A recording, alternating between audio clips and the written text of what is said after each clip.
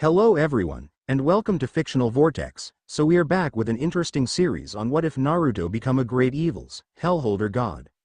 But before we start, I just want to remind you to please subscribe to my channel and hit the like button if you enjoy my content. Let's start the story. Hold the beast back. Hold the beast till the Yondaime arrives. Various Konoha ninja were battling against a great beast besieging their village. A great fox demon with 9 majestic tails swaying and thrashing about as it destroyed parts of the great village. Houses were demolished, flames were prevalent in the destruction wrought by the great beast. It had suddenly appeared out of nowhere and started attacking, and Konoha's shinobi were there to defend their home. Led by the great third Hokage, an all-out assault was laid on the fox, hundreds of fireballs smashing into it, the Sandame's adamantine staff smashing against the demon's body powerfully at every opportunity. Finally, when it seemed the beast as to unleash a terrible attack at the Hokage monument, upon which bore the faces of the Hokages, the Yondaime appeared, swiftly teleporting the great orb shot by the beast away from the village. It's the Yondaime. Do not falter, men. Drive the beast back.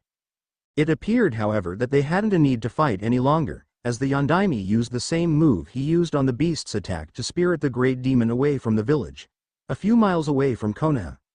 Not an ideal place to battle the beast, but at least it was away from where it could do any more damage to the great village. For quite some time the Yondaime battled the great Kyuubi atop his trusted summon Gamabunta, the boss toad of the toad summoning contract. To those watching it was an epic battle, one that ended with a great flash of white light, though some could have sworn a flash of black quickly followed before the light died down. The battle was over, the village was saved, but it came at a terrible price. The Yondaime was dead, the body of him and his secret wife Kushina Uzumaki found near the cradle of what was presumably their child, a young red-haired boy with 3 whisker marks on his cheeks. Honestly, it was easy to tell he was the child of the 2 bodies next to him. He had his mother's looks and his father's eyes, bright blue orbs, fathomless as the ocean, sparkling like sapphires. Ah, look, he's like an adorable little tomato. One Jonin spoke, only for the previously quiet baby to begin crying and fussing angrily. Immediately the ninja was silenced by the Sandame, who chuckled and picked the fussy baby up, cradling him in his arms. Shush now, no one here will call you that again, little one. The old man spoke calmingly, giving his best impression of a kindly grandfather despite being in full battle gear. Welp, that clinches it, he's their kid all right. Within the Hokage's office, the sun was beginning to rise, yet the newly reinstated Sandame was still awake, a crib set up in his office holding the young Uzumaki Naruto, whom was sleeping peacefully. The old Hokage was staring down at him with a small smile, an Enbu operative at his side, bearing a dog mask and spiky silver hair, gravity defying even. Do you wish to hold him, dog? I assure you after your duties resume you won't have many chances like this. Staying silent for a moment, the Enbu shook his head reluctantly. I apologize, Hokage-sama, I'll have to decline. I'm not worthy. Oh, come off it, dog, go on and pick him up. Seeming to hesitate for a moment more, the Enbu operative reached down into the crib and carefully picked up the sleeping infant within, almost as if the small boy would break if he held him too brashly. After a moment he had the infant cradled to his chest, still sleeping peacefully. Hokage-sama, thank you. Smiling at his subordinate, the old man shook his head. It isn't a problem, dog. Truthfully, I have a very important mission for you pertaining to this boy. Blinking behind his mask, Dog turned to his leader and stood at attention as best he could with the sleeping Uzumaki in his arms. Sir? Giving a great sigh and looking out of the large windows in his office, the Sandame folded his arms behind his back. It's been found out that his mother survived, Dog. She is in our hospital as we speak. Tsunade is taking care of her. However, even as we speak there are forces aligning against her and her child. I fear unless they're protected they won't survive the week. Your mission is to take Naruto and meet up with Jiraiya in Kaza village. I'll have Tsunade take Kushina with her and Shizune once the former is well enough to be transported. Yes, sir. You plan to separate Kushina from her child? Not for long, mind you, but I'm afraid as of right now it is a necessity. Already word has spread about what young Naruto holds. Look. Stepping to the side, Hiruzen allowed Dog to step forward towards the windows, said operative's eyes widening behind his mask. Out in the streets, gathering in an ever-growing crowd, were the citizens of Konoha, carrying stereotypical pitchforks and torches, some even carrying actual weapons such as swords and maces, several kusarigama and tanto, even a few kanabo. There were ninja mixed into the crowd as well. Hokage-sama. It's a shame, the hatred in their eyes, for a mere infant. No doubt they'll come after the mother as well soon enough. Hence why both must be out of the village by the time the sun finishes rising. I'll do what I can, but their safety must be obtained. Your mission starts now, dog. Flee, meet with Jiraiya at Kaza village, go. Anbu dog disappeared in a swirl of leaves as soon as the Hokage finished speaking. No sooner had he gone than did the Hokage, vanishing in much the same manner to address his people. The Kami no Shinobi was on the hunt for whoever had released the knowledge of what young Naruto held within him now. No doubt they would have let slip who held the beast previously had they known, as it was Kushina would likely be targeted simply for being the boy's mother instead. She was in no less danger. Anbu operative dog reappeared on the roof of a building a couple blocks from the Hokage's tower, crouched low so as to reduce visibility. If he were honest with himself, he was frightened at the possibility of being attacked in his own home while protecting the Yondaime's child. He'd no idea why the villagers and some ninja were acting so hateful, but from what he had seen he dared not try to find out. The people looked to be out for blood. Unfortunately, as he was moving to leave the roof he was on, he had to jump back and dodge several shuriken and a few poorly aimed kunai as 4 figures appeared on the roof with him. The first was obviously a jonin, 2 more were chunin, and the last seemed surprisingly enough to be a retired ninja, wearing no identifying sign of rank. Give us the fox, Anbu. For the good of the village, it must be purged from existence. Staying silent, dog prepared to defend the boy in his arms, hoping the boy didn't wake and start crying. It would be hell if he were to alert anybody else as to where they were. Are you deaf? I said, give us the damn fox. The Jonin's cry made young Naruto stir, and dog grunted, but before he could do anything he saw the 4 hostiles stiffen, their shadows encroaching up their bodies to form hands which covered their mouths. A voice then spoke out behind them, you should be more quiet. Can you not see the boy is sleeping? Mendokase? The voice was soft, bored even, and the newfound quiet allowed dog to subtly rock young Naruto back to sleep. Arigato, Nara-san. No need to thank me. We Nara aren't so stupid as to attack an infant. We'll hold our judgment till the child is older. We'll see his true self when he eventually returns. All things are revealed in time, after all. Now go. Nodding, dog dashed off smoothly, leaving the Nara male behind with the struggling group of hostiles, slowly suffocating them into unconsciousness as they struggled against his hold. Mendokase. Once he was far enough away from the group who'd tried to stop him and take Naruto, dog stopped for a small rest, adrenaline making his heart pound in his chest. Of course, he should have expected to be stopped eventually by fellow ninja, but so soon after exiting the tower?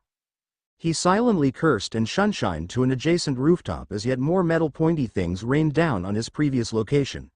Looking to where he'd just been, dog found his path once more impeded by a group of fellow Konoha ninja. This time the group numbered 13.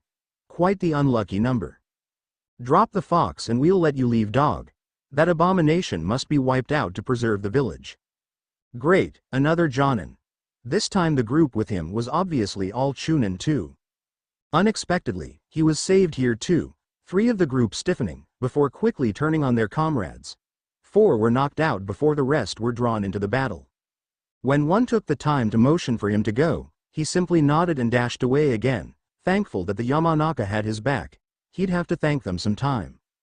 Next time he stopped it was because he was beginning to sweat, his arms shaking from the awkward way he was holding young Naruto.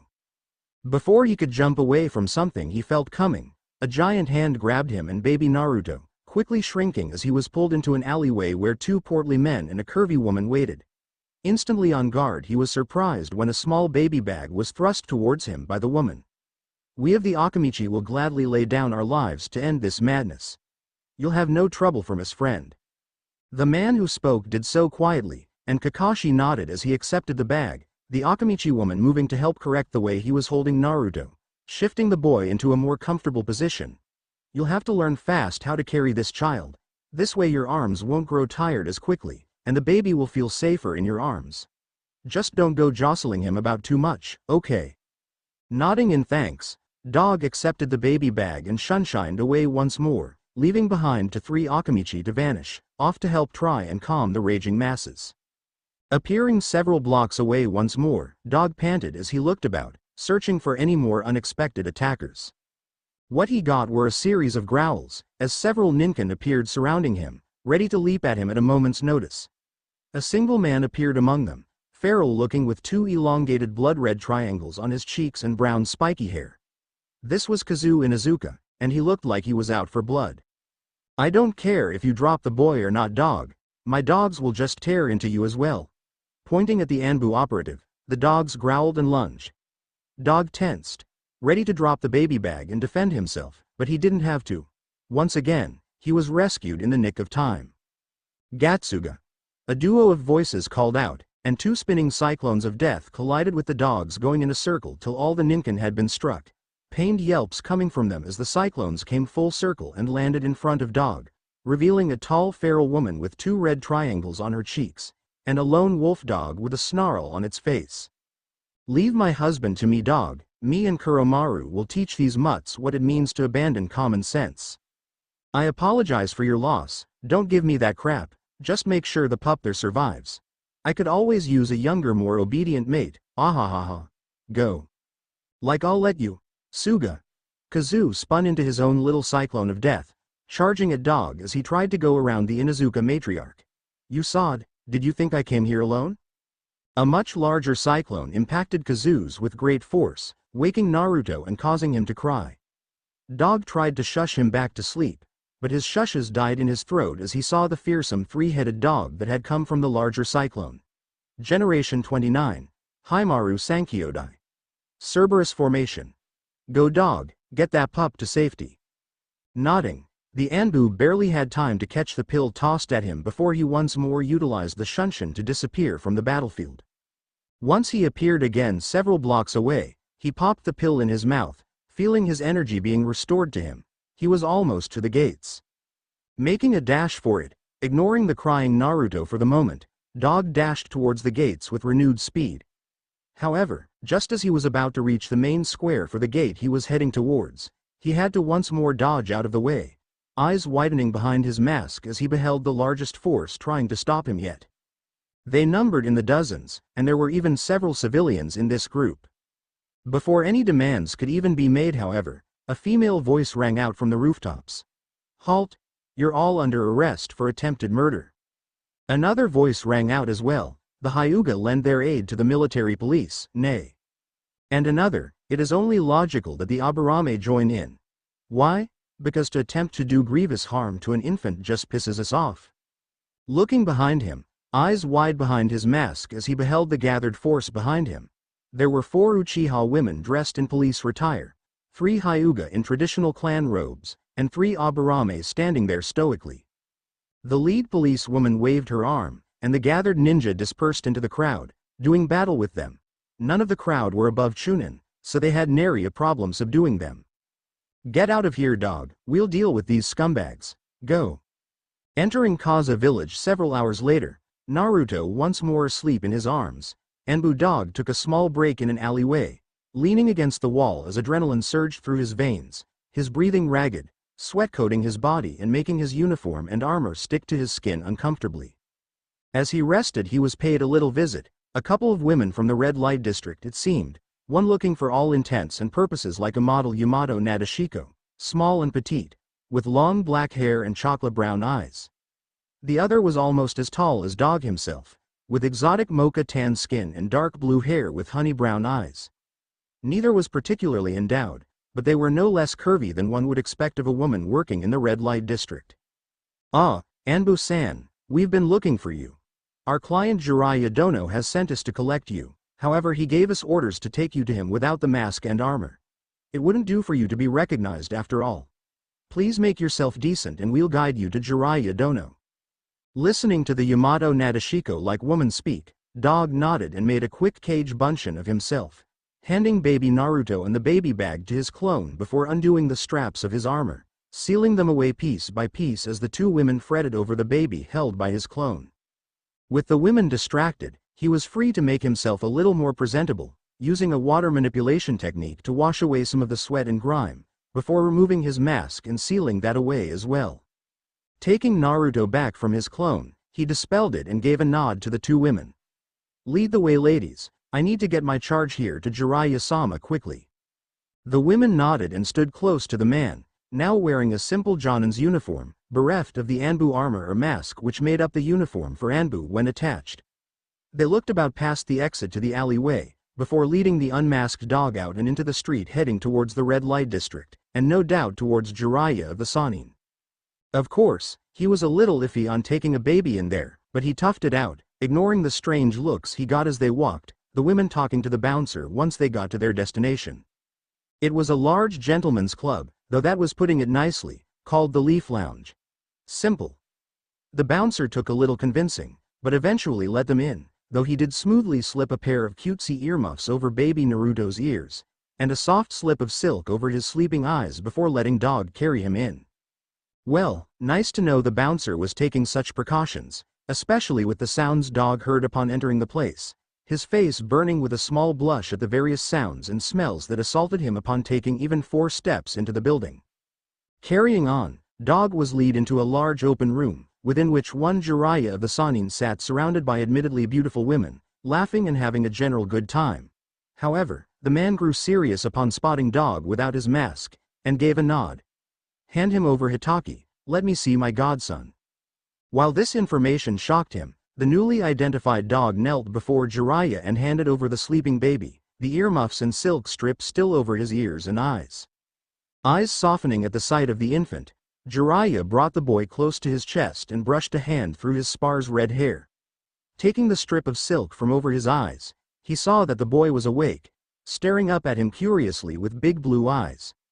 Coincidentally, the women were all awed by the sight of their customer holding the baby so gently. "Ah, he's so cute, Jiraiya-sama, you didn't tell us you had a godson. I love his hair, it's such a nice shade of red. He's got such a chubby little face, he kind of reminds me of a tomato."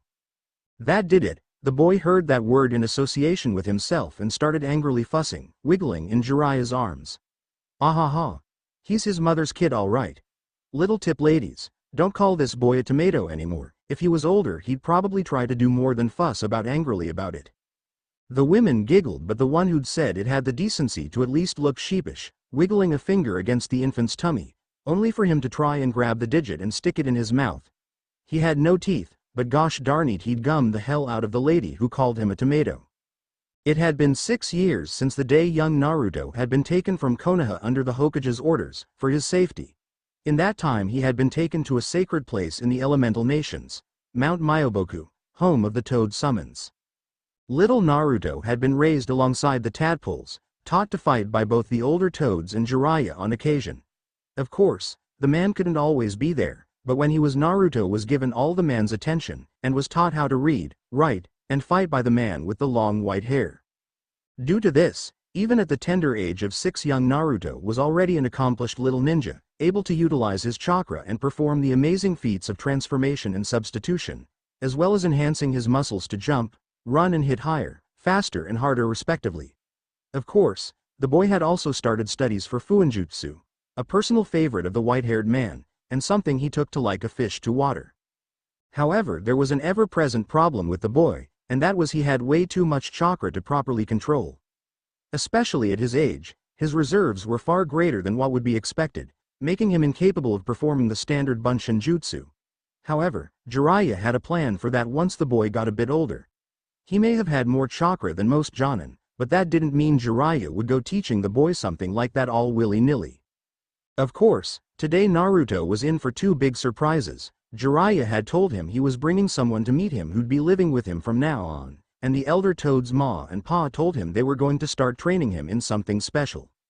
So it was understandable that the boy was currently hopping all over the place excitedly, citing the other young Toads to following his lead in hopping about with his exuberance. That stopped soon enough with a whack to the head by Pa and his stick he liked to call a cane, followed by lumps given to all the other young Toads, who whined and sent childish glares at Naruto for getting them in trouble. Now youngins, off with the lot of you. Naruto-chan has a very important meeting right now. Someone who really wants to meet him is coming to live with us, so be on your best behavior, ya hear? A chorus of, "Yes, Pa." rang out and Naruto pouted as he stared at the old toad with his best-kicked puppy face. None of that, Naruto-chan, you just come along quietly, there's someone here to meet you who I think you'd want to meet, all things considered. Hop along now, time's a-wasting. Quickly hurrying off, Naruto was made to follow, grumbling and pouting the whole way, adjusting his black shirt as it hung on his shoulders, reaching to tug his large orange shorts up a bit more as they hung somewhat loosely on his slim waist, only his hips keeping them up.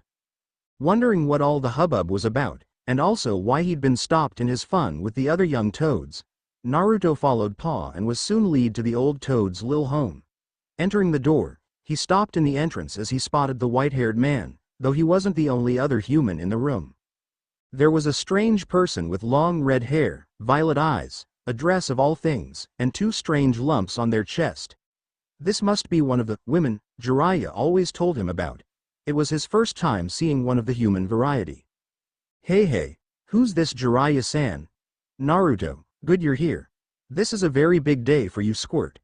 This beautiful lady here is someone who's been dying to meet you since she woke up from a coma.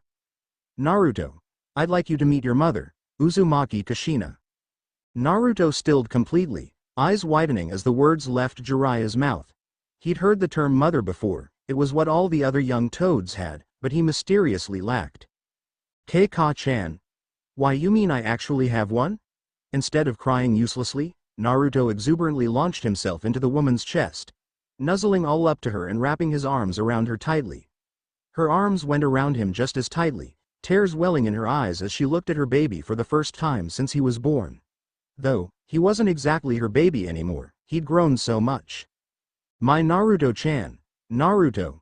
Kushina let out a sob and buried her face in her son's hair, taking in his smell, his feel, holding him close as the boy giggled and hiccuped, seeming to cry himself without even realizing, he was so happy.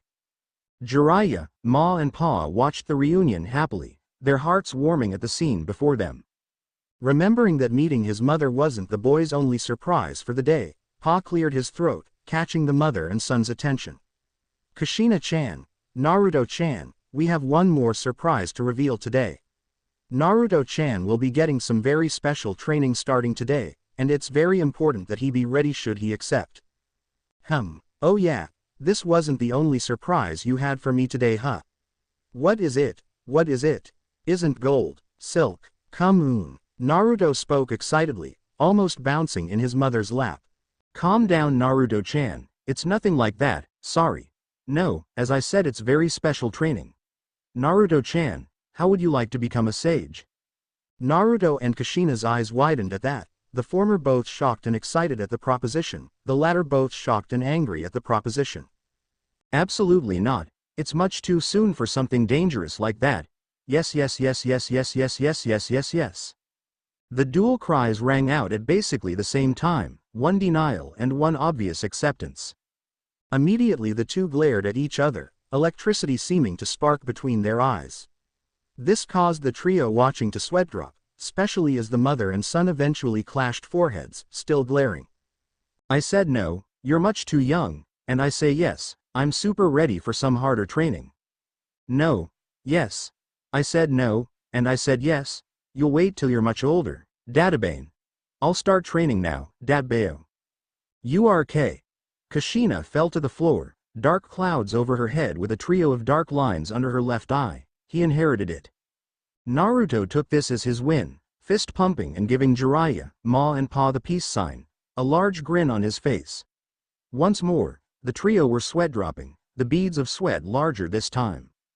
It had been a year since Kushina had arrived on Mount Myoboku, and a year since Naruto had won their little argument and started his sage training.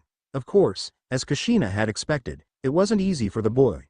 In fact, it was the hardest thing in the world for him, taking months simply learning how to still his body completely as was required. However, he had learned it diligently, and now had a pretty good grasp on the technique. He was able to successfully make the transformation into Senin Modo, Sage Mode.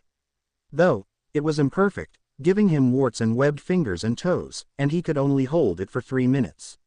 He would be able to use it longer, but something was preventing Fukasaku and Shima from combining with Naruto to gather the nature chakra for him in battle. Of course, that brooked a very important subject to be brought up with the boy. Today was the day he was going to be told of a great burden he bared, that apparently his mother had held before him. So there he was, taking a break from practicing sage mode for the day so he could sit with his mother and Jiraiya as they told him something that apparently was super important. Sochi-chan, I'm sure you're wondering why Ero Sennin and I have brought you here, right? Although Jiraiya was irked by the nickname Kushina had given him, and Naruto had taken up, he stayed silent as he watched Naruto, looking for any signs that the boy might take this news badly. Sure, I mean, it's not every day I get to take a break from mastering Sennin Modo, but hey, I'll take what I can get, Ttibao. While Kushina looked as if she'd been physically struck as her son's verbal tick made its appearance, she took a deep breath and sighed softly. Well then, I think it's time you learned something very important. Sochi-chan, I don't know any other way to tell you this, so I'm going to go ahead and say it. You hold within you the greatest of the beings known as the Biju, the tailed beasts. Within you, you hold the Kyuubi no Kitsune. Naruto's eyes widened, breath hitching in his throat, looking himself as if he'd been struck. WH what? K-Ka-chan, WH what, I. Before any more words could be spoken, Kushina scooped her son up in a hug, cradling his head to her bust. Of course they had educated the boy on subjects such as this, so he knew what the Biju were, and he certainly knew what a Jinchuriki was. It was to be expected, however, that he take the news that he is a Jinchuriki exactly how he was taking it, namely crying into his mother's chest. Honestly, he was quite the mother's boy. Gently shushing her child, Kushina held him close. If ever there were a mother who loved their child unconditionally, Kushina was it. There Naruto, mother has you, HMHM, you know, it might surprise you to know this, but, well, before you ever got the old rug sealed inside of you, I actually had it sealed inside me, and before me, a relative of ours had him. Being a Jinchuriki is nothing to be ashamed of, Sochi, it just means you're a little more special than other people. Because you keep everyone safe from harm, every day you keep that old fox inside you. You're my little hero, and I love you. Naruto sniffled at his mother's words, hiccuping a bit. Really? This doesn't make me a monster? Hell no. You're my son, and you rock, Ttibane. Naruto giggled at that, hugging his mother tighter. You rock too, Mom, Datbao. It really warmed Jiraiya's heart to be able to see this scene, though he remembered there was something else he had to talk with the two about. Clearing his throat, he made his presence known again. This is sweet and all, but there's something else. It has to do with that strange black stone that appears with your seal whenever you channel chakra. I finally found something in my search. His voice was serious, and Kushina was instantly on guard, drawing Naruto's face closer to her chest, making the boy squirm and pout. Show us. Nodding, Jiraiya reached into a backpack next to him, pulling out what had to be the thickest, evilest-looking book anyone had ever seen. The tome Deckard Cain was writing in D3. That is so badass, Naruto, watch your language. Sorry Mom. Chuckling amusedly at the interaction, Jiraiya set the book on the table, the visage of some demonic face pointing towards the ceiling. I found this in some old ruins, but I couldn't make heads or tails of it. It's in some strange language I couldn't for the life of me understand. Opening the thing up, Jiraiya showed it to the two redheads, who glanced at it curiously. Oi! I thought you said this thing was in a language you couldn't understand? I can read this just fine? Naruto's outburst made the two adults' eyes widen, before Jiraiya quickly flipped several dozen pages, till a picture of a strange black stone was shown. Right here. This looks suspiciously like what you have on your belly when you channel chakra. If you can read it, we need to know what this part in particular says. Blinking, Naruto nodded his head and scooted forward, bringing the open book closer to himself. Reading through the page silently, Naruto's eyes widened progressively, his hand quickly moving to take his mother, squeezing it tightly. Suffice to say the two adults were quite worried now. B. Black Soulstone. Black what now? Naruto, what's wrong? What is that thing? T. The Black Soulstone, F. Forged by the rogue Horadrim known as Zoltan Kul. I. It contains the essence of the GG Great Evils. L. Lords of the Burning Hells. D. Diablo, Lord of Terror. Baal, L. Lord of Destruction. MM. Mephisto, Lord of Hatred. 3 Prime Evils, Th. Then, Andariel, A. Asmodon, Belial and D. Duriel, the L. Lesser Evils. All are contained within the Black Soulstone, souls crying out for freedom. Naruto withdrew from the book as if burned, turning in his mother's arms and sobbing fearfully into her stomach. Kushina gave Jiraiya a serious look, when the man returned. Standing, Jiraiya moved to exit the small hut. I'm going to consult the great elder sage. If anyone would know what to do, it would be him. When he's ready, have Naruto look through the book for anything that could help him resist whatever influence that stone may have on him. You didn't even need to tell me that. I'd have helped him do it no matter what. Nodding, Jiraiya disappeared out the door, leaving Kushina to comfort her son as he cried fearfully, his sobs breaking her heart the longer they continued. Eventually she started crying with him. It had been 6 months since Naruto had read aloud the information on the Black Soul Stone, 6 months since the boy had started reading the tome, and 5 months since Jiraiya had learned from the great elder sage that said dark stone had been caught in the ceiling of the Kyuubi. It was with great relief that he had informed Kushina and Naruto of this as soon as he had heard it himself. Due to the nature of Kyuubi's seal on Naruto, namely the aspect that kept the beast locked up behind sealed bars, it was safe to assume that the same had happened with the beings Naruto had read about in the book. This was only confirmed by the Kyuubi itself when Naruto had been guided into his seal, meeting the Kyuubi for the first time. Flashback: Naruto stood in awe at the great stone arches and toad statues that made up his mind, the inside of the seal to be exact. Everything was huge and ancient looking, like old ruins or something. Walking along the great corridors, Naruto had no idea how he wasn't getting lost, let alone how he knew he wasn't lost in the first place. Soon enough he found himself in a large chamber with a set of gigantic bars at the far end of it, held together by a small slip of paper he recognized as a seal. Before he could take another step closer, however, a pair of truly large eyes, red as crimson with slit pupils, opened up a ways up the bars. Behind the bars, of course. Eyes widening, Naruto watched as a giant mouth appeared next, giving a toothy smile that was positively malicious. So, my jailer finally makes a visit, Naruto gulped, but strangely enough felt no fear, only a loss for words. Hello. My name is Uzumaki Naruto, what's your name? Ahaha. This is rich. Not an ounce of fear within you after that time. The moment you found out about them you started showing some of their traits. What are you talking about?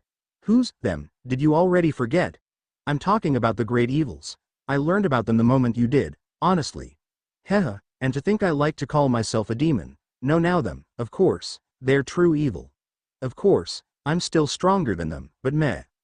Sweet dropping a bit, Naruto licked suddenly dry lips, tilting his head a little, question. Getting the strangest hunch that the great red eyes were raising a not visible eyebrow, the deep voice spoke again. What?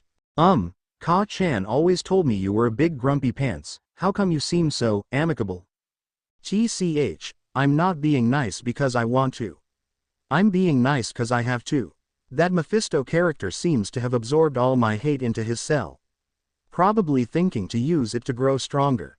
I did have a considerable amount of hate after all. It is for naught however, as this seal by its very design will never allow him to actually use all that hate. Nodding and tilting his head again, Naruto hummed, does this mean you'll be my furry? I am not your friend. I will let you know this, however, due to the seal, you will eventually come to use their powers, their techniques. I may not like you, but your seal is loads better than the last two I've been in. When you start expressing their powers, I'll hold off their influences. But I suggest you find someone to train you in abilities which counter theirs, or get your hands on a weapon of a holy nature. Due to my own nature I will admit I won't be the best at holding off evil influences. I'm a being of destruction after all. Nodding again, Naruto gave a small smile, then I guess I have to thank you. Ka-chan always says to thank those who show you kindness, and I'm guessing this is as close as I'll get with you. For now. So thank you, Mr. Kyuubi. The grin on Naruto's face was almost infectious. TCH, get out of here, brat. Now, flashback end. That had been just last month, and true to the fox's words, Naruto had begun to show traits of the evils in his seal. His eyes had turned a burning gold color, which glowed like smoldering embers. His nails had sharpened and grew, turning to claws that simply grew back if he cut them. He'd also grown a little slimmer, more feminine, though his muscles had also grown lean, compact and dense. This made him a bit heavier than normal. Naruto had also shown bursts of a great, powerful, but very dark energy, which the fox told him was magic. He'd had to be taken to a more secluded part of the mountain to continue training, and Jiraiya had gone back out to further inspect the ruins where he'd found the tome, hoping to find more like it, or at most find something that would help his godson with his new powers. Over the last 5 months, Jiraiya had helped Naruto with creating a codex to help the old man translate the book's language, and using it he hoped to bring back some kind of help for his godson. So it was, armed with the codex, that Jiraiya disappeared, for 6 months. Welp, that's it for this chapter. Quite a long one too. Up to snuff with my old ones. I'm quite happy about that. Of course, there will be a spin-off story to this one, but that will wait till I'm several chapters into this one. Hopefully this will get me back into the practice of simply writing and not worrying about how long the chapter is, since I seem to write more when I do it that way. As for the spin-off, it will be centered around Jiraiya, and explain why he was gone for so long. And now, a question. This will be a harem fic, so I want to know just who y'all think should be in it. I'll limit the number to 5, with several others he simply has encounters with. That said, who do y'all think should be the ones he simply has said encounters with? Suggestions only please, I won't be told who to put in or not. Also, a question you may have for me, why did he grow more feminine? There's only one female evil. Well, that would be old Diablo's fault. Its gender is malleable. Also, take into account that its last host was a female, and its own form was feminine. Well, in my story, that stuck, and carried over. It had been 6 months since Naruto, Kushina, or the Toads had seen Jiraiya, and they had long since been worried about his whereabouts. Naruto had struggled to control his new demonic powers, training almost day and night to get a hang of them. Of course, there were times where he lost control, and released great blasts of furious energy. Whenever that happened he had taken to entering sage mode to calm himself down, and practicing with his mother's chakra chain technique afterwards to keep up his chakra control. The chakra chains were a form of supreme shape manipulation, and so made for an excellent chakra control exercise. His control always got screwy after he released those bursts of demonic magic. Now 9 years old, Naruto had almost mastered sage mode, now only gaining a single small wart on his nose when he entered it, and able to hold it for a full 5 minutes. As for his demonic magic, he had learned to channel it into powerful streams of force, able to destroy trees easily. He had also taken to infusing his chakra chains with it, giving them a bit more piercing power, and a heck of a lot of force. Currently, Naruto was training with his mother in seals, since it was kind of an Uzumaki specialty. It was also something he excelled at, already able to make a number of complex seals, though nowhere near the level of Jiraiya or even Kushina herself. Okay Sochi. Remember, the key to inscribing a seal formula on something with but a touch requires an intimate knowledge of the seal you want to use. Most people only ever learn to use one seal in this manner, but you're an Uzumaki, so you'll learn to do a lot more than one seal like this. For starters though, let's begin with something basic, like the storage seal. Nodding his head, Naruto scrunched his eyebrows together and focused on his left hand, his main hand. Feeling the chakra gathering, Naruto pushed his palm towards the parchment his mother was holding out for him. Focus Sochi. Sticking his tongue out in effort, Naruto quickly drew his tongue back in and bit his bottom lip as he touched his palm to the paper.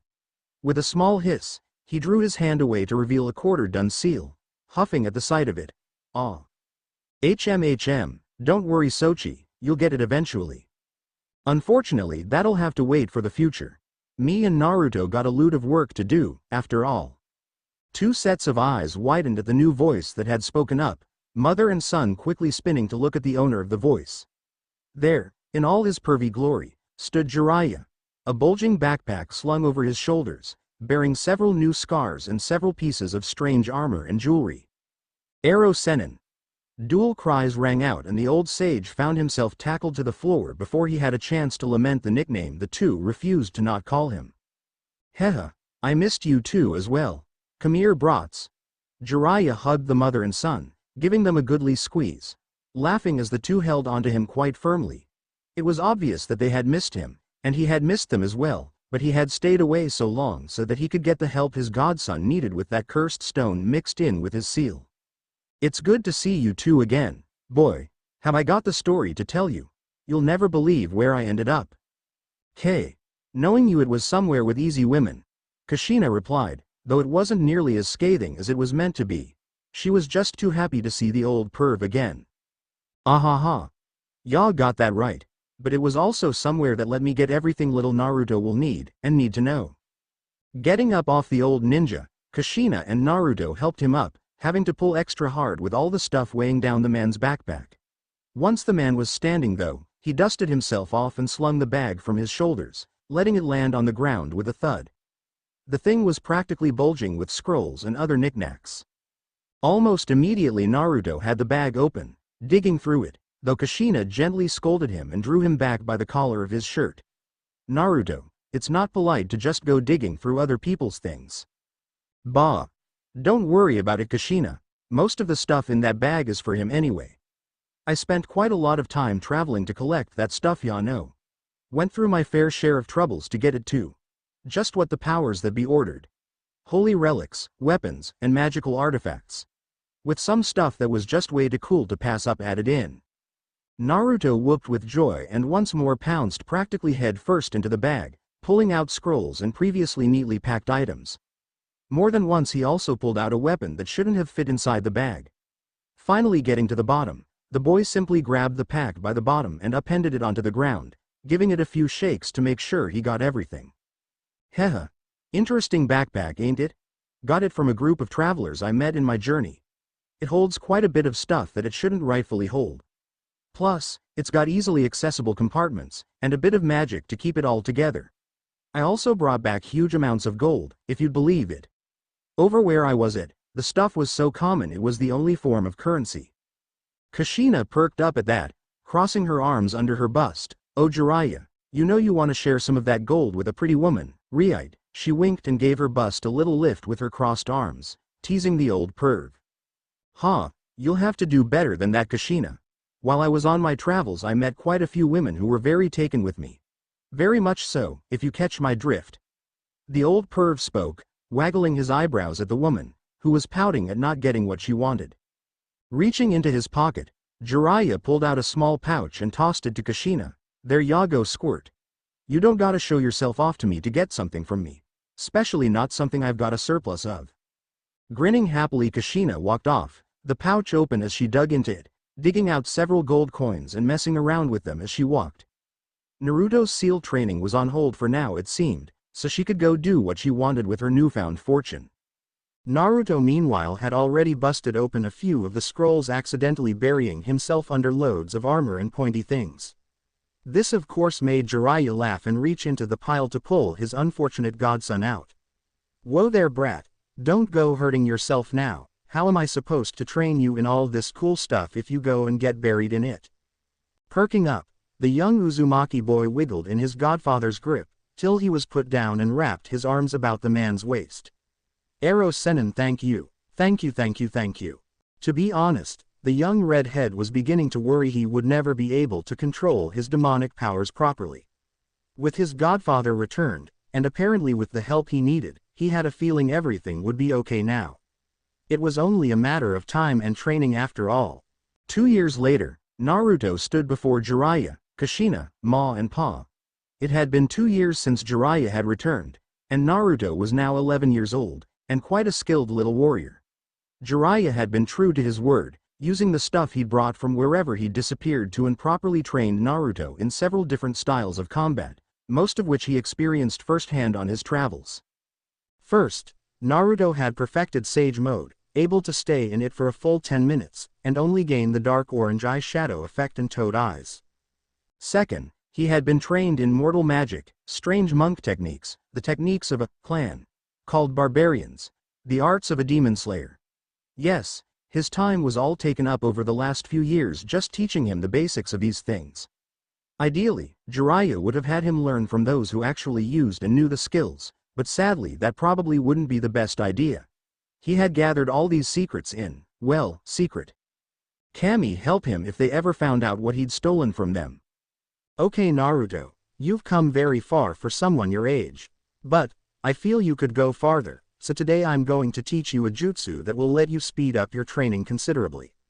Your stingy mother has finally given me permission to teach you this jutsu, so you can partially thank her for being able to learn this. Oi! I'm not stingy, Databane.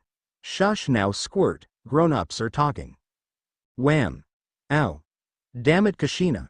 Said woman only stuck her tongue out at Jiraiya, who huffed and crossed his arms as he turned back to his godson, Ma and Pa only shaking their heads at the childishness of the two adults. Anyway, get ready to memorize this hand seal. It's very important that you do, because it will soon become one of the staples of your training. You ready? Nodding his head excitedly, Naruto's eyes shined as he paid extra close attention to his pervy sensei, who put his hands together, the index and middle fingers on both up while the rest of the fingers were closed, the 4 digits intersecting in a cross shape. Kagebunshin no Jutsu. In several puffs of smoke, there were now 10 Jiraiyas. Sugoi, lemme try, Titiibeo. Putting his own hands in the same seal he'd seen Jiraiya make, he channeled his chakra and concentrated really hard. Kagebunshin no Jutsu. In a puff, the area was flooded with Naruto's, causing the 4 spectators' eyes to widen, marveling at the sight. Whoa, way to go, kid, Jiraiya breathed, absently trying to count all the little redheads now littering the area. He lost count at around 100. None of them were stationary, jostling each other around and poking each other to see if they were indeed real or not. This is so badass. Language, young man. Why yes, Ka-chan. The many little redheads called out at once. The fear of their angry mother struck into them. Well, you made them, so we might as well not waste them. Naruto, get to work dividing them up into groups and training on what you know, and what you need to know. We need you in tip-top shape. We got big plans for you in the coming years, and we can't afford for you to slack off. You hear me? The real training starts now. Jiraiya's words encouraged the gaggle of Naruto's, and they all fist-pumped before grouping together and then separating into smaller groups, splitting off to begin training.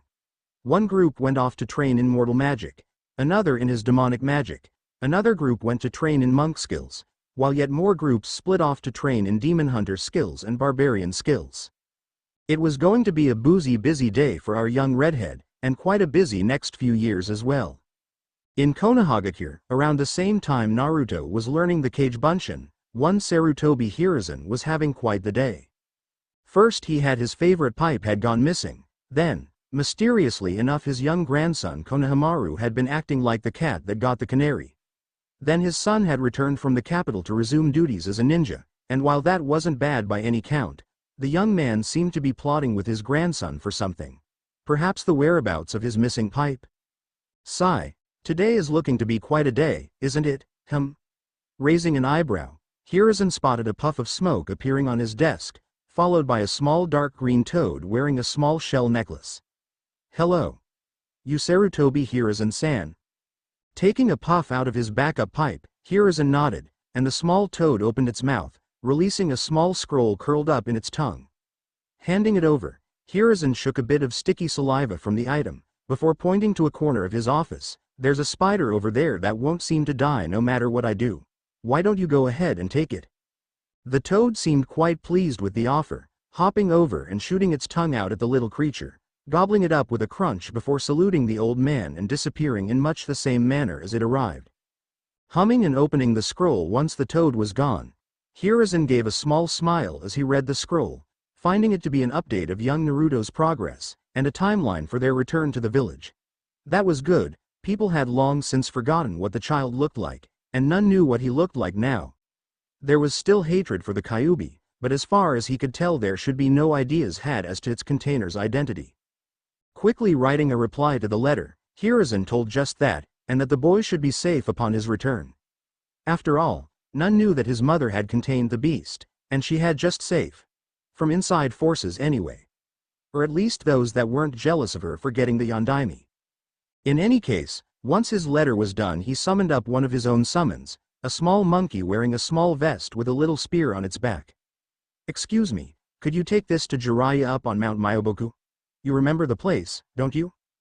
Getting an affirmative nod from the little simian, Hiruzen handed over the letter, as well as a few ryo for the little monkey's fee, before sighing as it disappeared and left him to smoking from his backup pipe.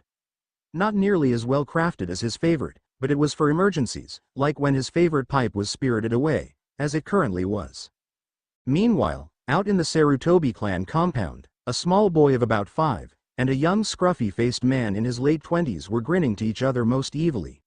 There in the man's hand was a well-crafted, ornate dark red pipe with a golden bowl and mouthpiece. Of course, it was a kiseru pipe too, about 12 inches long, firm, smelling of previously used tobacco and herbs. "You did good, kid, here's what I promised." The man, one Sarutobi Isuma, spoke, handing the child a small bag of candy. This was young Konohamaru, and he was quite pleased with what he was getting for stealing his grandfather's favorite pipe for his uncle. "Pleasure doing business with you, Pops. Here's to a great future." In a different world, one parallel to the elemental nations, a group of people were standing before an old ruin, the same one they had tracked an old companion of theirs to after it came to light that someone matching his description had been caught fleeing with secrets and tomes of their peoples and orders, etc. The group consisted of several people, 7 exactly even. While the majority were women, there were 2 men among them. Of the group, 2 were barbarians, 2 were monks, and the rest were a crusader, a demon hunter, and a wizard. Though for the last one, which may have been a better choice of words, but who were they to argue with the woman's order? The male barbarian was the first to speak, voice rough and forceful, yet calm as a flowing river.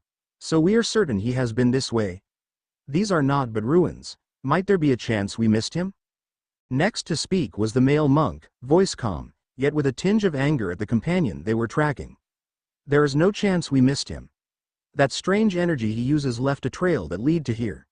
My compatriot and I have meditated on this, and we are quite sure that this is where he went. We need only learn the method in which he disappeared from here, and we may follow him as we please." Next to speak was the wizard woman, voice melodic, if a bit arrogant. "Do not worry. My magic is already beginning to unravel the secrets of this place. I sense a great power here, something having to do with transportation. Surely this is what that lout has used to disappear from our grasp. We need only find the source of this power and use it ourselves." Finally it was the crusader woman who spoke, voice strong and tempered. "Then let us not waste any more time. That man stole artifacts from the high heavens whilst he was there, and I have been tasked with retrieving these items. Or if I cannot, destroying them lest they fall into the wrong hands." Nodding to each other, the group carried on into the ruins, traveling deeper within, battling the occasional demon and making quick work of those that found them. It wasn't till they were much deeper within the ruins that they were able to pinpoint the location of the transportation power that the wizard had sensed at the ruins' entrance. Once they found it, however, they were surprised to find a truly humongous chunk of glowing stone. A portal of purple opened before it, and before the portal was a makeshift banner, carrying on it the image of a spiraling leaf. "Yes, this is definitely the place. That resembles the banner he used at the waystones in the towns. No doubt it is the symbol of his homeland, or perhaps his home in general," spoke the female monk, the demon slayer woman summoning a wolf black as pitch, having it sniff the banner, smirking as it growled at what it smelled. "This is his all right. Then through that portal must be that which we seek. So, who volunteers to be first?" That question alone struck nervousness into the group, some wondering why it was even asked, others wondering why it was needed to be asked in the first place. Finally, it was the male barbarian who broke free from the group, approaching the portal, weapon drawn. "Let me be the first to travel to this unknown land. I will scout ahead and destroy any who oppose me." Without further thought on the matter, the aged warrior leapt into the portal, giving a battle cry as he disappeared into it. The group waited with bated breath for several minutes as they wondered what had become of their comrade, before he reappeared through the portal, a grin on his face. "It's safe on the other end, not a single demon within the ruins. It is strange though, I do not feel any demonic presences anywhere, though that may just be because it's not my forte. We need Little Miss Demon Slayer here to know for sure." Nodded, the group approached and went through the portal one at a time, gathering on the other side, not knowing that they were stepping through time and worlds with this one portal. As well, by the time they had all stepped through the portal, it had closed behind them, returning to the stone that stood behind the portal, the glow dying down to a dull throb. Immediately the demon slayer of the group noticed what the barbarian male had, namely a complete lack of demonic energy in the surrounding areas. Amazing, it's as if this place is untouched by the burning hells. The monks were both taking deep breaths of the fresh air, much cleaner than they were used to, crisper too. The air here is clean, untainted by the usual machinations of man. But come, we can explore this place at length later. First we must find our old companion, Jiraiya. 7 years after Jiraiya returned from his 6-month absence, 4 since Naruto had learned the Kagebunshin no Jutsu, Naruto was 15, and on this day he was being given a pseudo-mission from his godfather, agreed upon by his mother, and administered by Ma and Pa since neither adult human could stand to see the boy leave on this mission. After raising him for so long, the boy had all the skill he could get from simple training. The only thing he needed now was experience, and he could not get that by staying on Mount Myoboku. The mission he was being given was to go and travel the lands, and gain the experience he needed to become a truly powerful ninja. Naruto-chan, you know why you're here, but do you know why your godfather and mother are not? Looking a bit solemn, Naruto gave a little nod, sitting before the 2 elder toads with his legs crossed. I know the reason. But it's okay. They already told me goodbye, and that they were proud of me, so I don't have to worry about them. Don't you worry either, you two. I know what I gotta do. I'm going to go out into the world and explore it, learn new things, meet new people, and have many experiences that I wouldn't be able to get here. The 2 elder toads smiled at him, Shima nodding her head and crossing her arms. See, I told you he'd be fine, you old worrywart. Oi, you were the one all worried he wouldn't want to leave ya, old bat. What did you say? Naruto's sweat dropped, before slowly backing up from the arguing couple, before turning tail and dashing off, finally leaving the mountain which had been his home for so long. He'd been given a map, of course, and he was well versed in the lay of the land, and where to go and where not to go. Several miles away from Mount Myoboku, on his way to a small town called Vanity, Naruto was dashing through the trees, hopping from branch to branch with ease as he enjoyed the feel of the wind in his face, blowing through his hair.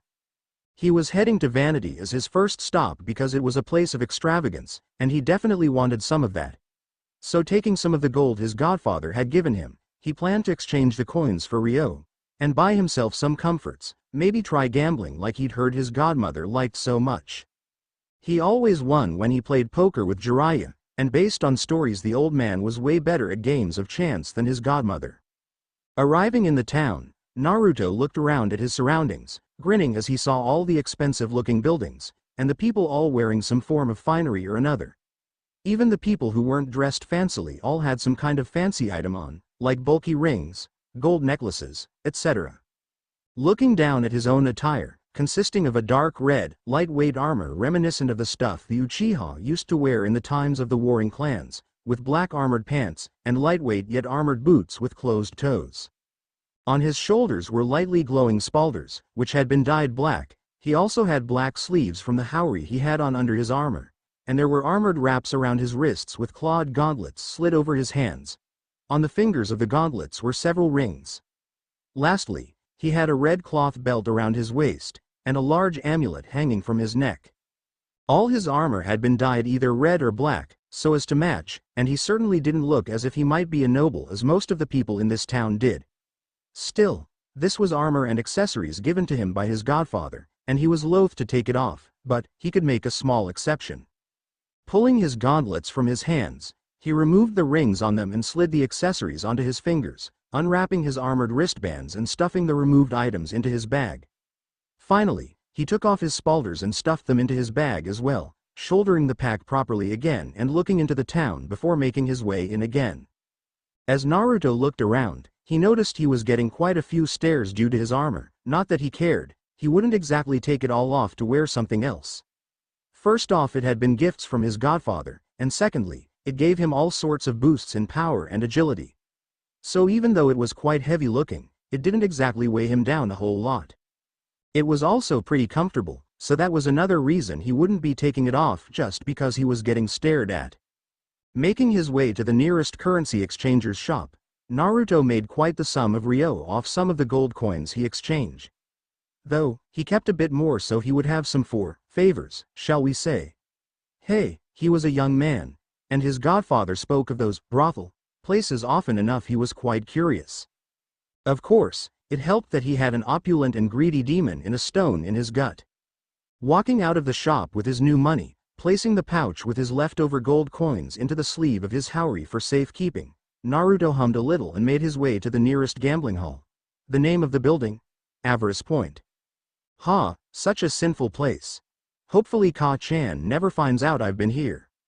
Shivering at the thought of his mother finding him in such a place, he used a quick henge to turn into an older version of himself, heading in past the bouncers and marveling at the incredibly opulent furnishings of the gambling hall.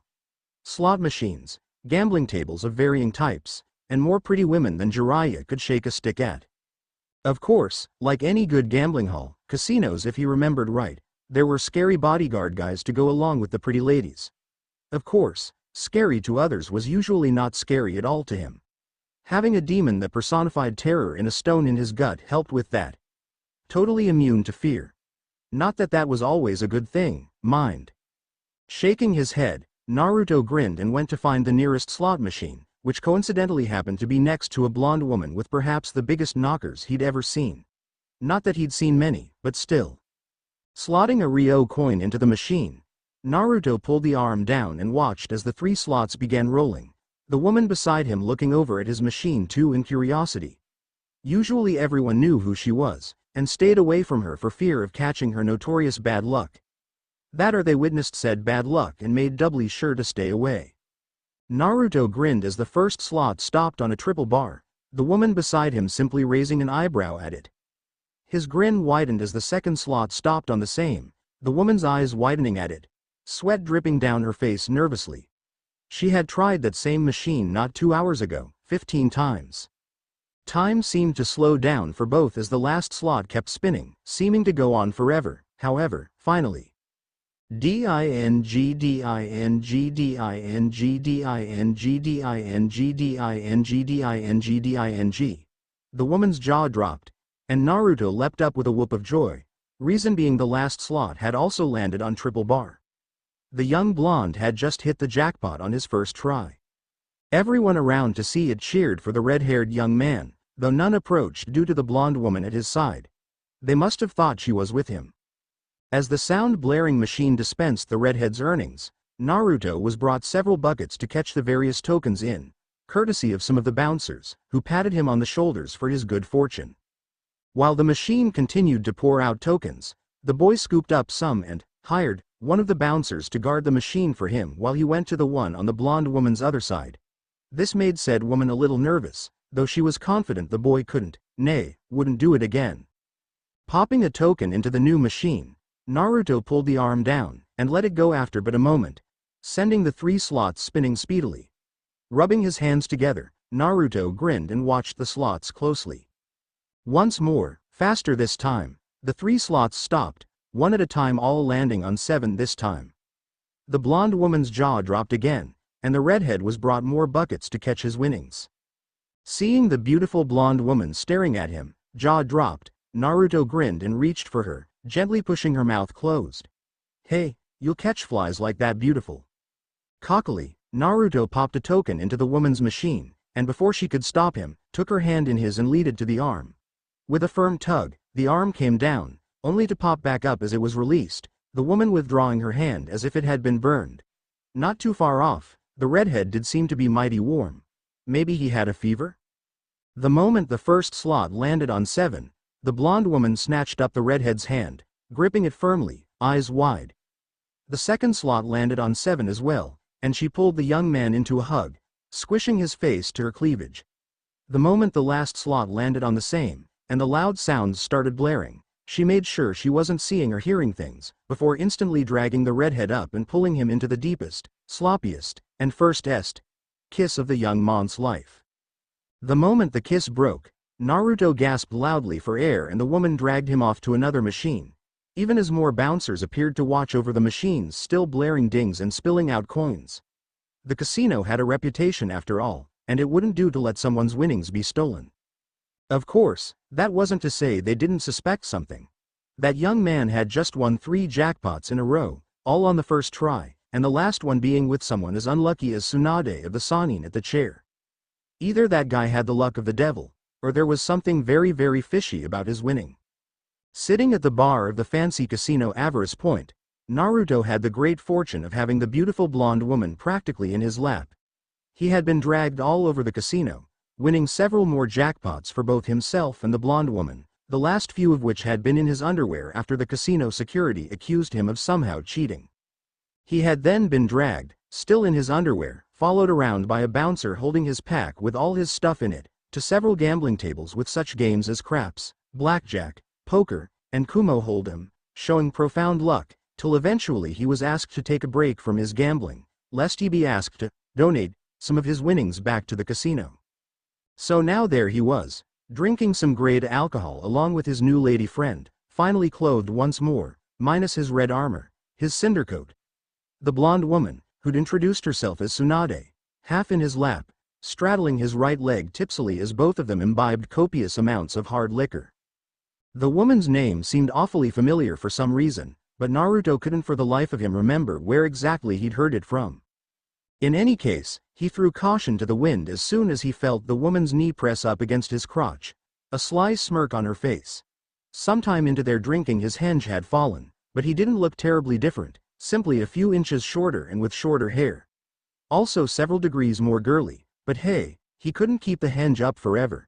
And his blonde friend didn't seem to mind, so it was all good. Soon the two were kissing again, each trying to see just how far down the other's throat they could get their tongues, drawing in the attention of several other patrons who, knowing Tsunade by reputation, could only hope the poor lad she was with wasn't simply being taken for a ride. They knew the woman wasn't a thief though, so she was probably simply rewarding the boy for how much he'd won her at the machines. Still, after several hours of nothing but drinking and making out, Tsunade and her red-headed companion collected their winnings and left the casino. Though, not before Naruto had the chance to tip the bouncers who'd protected their winnings with a couple gold coins each. Coincidentally, Tsunade herself had won herself a few of said coins down her cleavage over the hours they'd been drinking. Of course, that wasn't to say they were finished, hell no. As soon as they were outside of Avarice Point, Tsunade helped Naruto seal up their winnings into separate scrolls, and they promptly moved on to the next casino after writing their names on their respective scrolls and stashing them in Naruto's pack. Violently resisting the urge to suckle upon one or both of the magnificent teats, he slowly turned his gaze to his left, where there was a shadow of another woman, placing a platter with what could have been a cup gently onto what could only be a nightstand. Finally, the curtain of the four-poster bed he was sleeping in with his blonde friend from the other day was pulled to the side a bit, letting in a somewhat bright stream of light. After wincing, Naruto's eyes quickly adjusted and he could make out a maid, a small flush to her cheeks as she gazed upon him and his blonde companion. The reason for the maid's blush was that both of them were naked, and she had a prime view of the blonde's bust and the redhead's ass, as well as the rest of what was shown of their bodies. My lord, I see that you're awake. I have brought you a hangover cure, just in case you need it. Oh of course, I also brought one for milady as well. The maid was shyly using the tray she was carrying to cover her face, peeking over it demurely. Naruto nodded slowly, extricating himself from atop the blonde woman under him, drawing a squeak from the maid as he shuffled to sit at the edge of the bed. It really was quite extravagant now that he got a look past the confines of the bed. There was even a maid. Where am I? Exactly? I can't really remember much, Naruto mumbled, taking up one of the two cups on the nightstand, drinking it slowly till it was all gone, waiting for the maid to answer.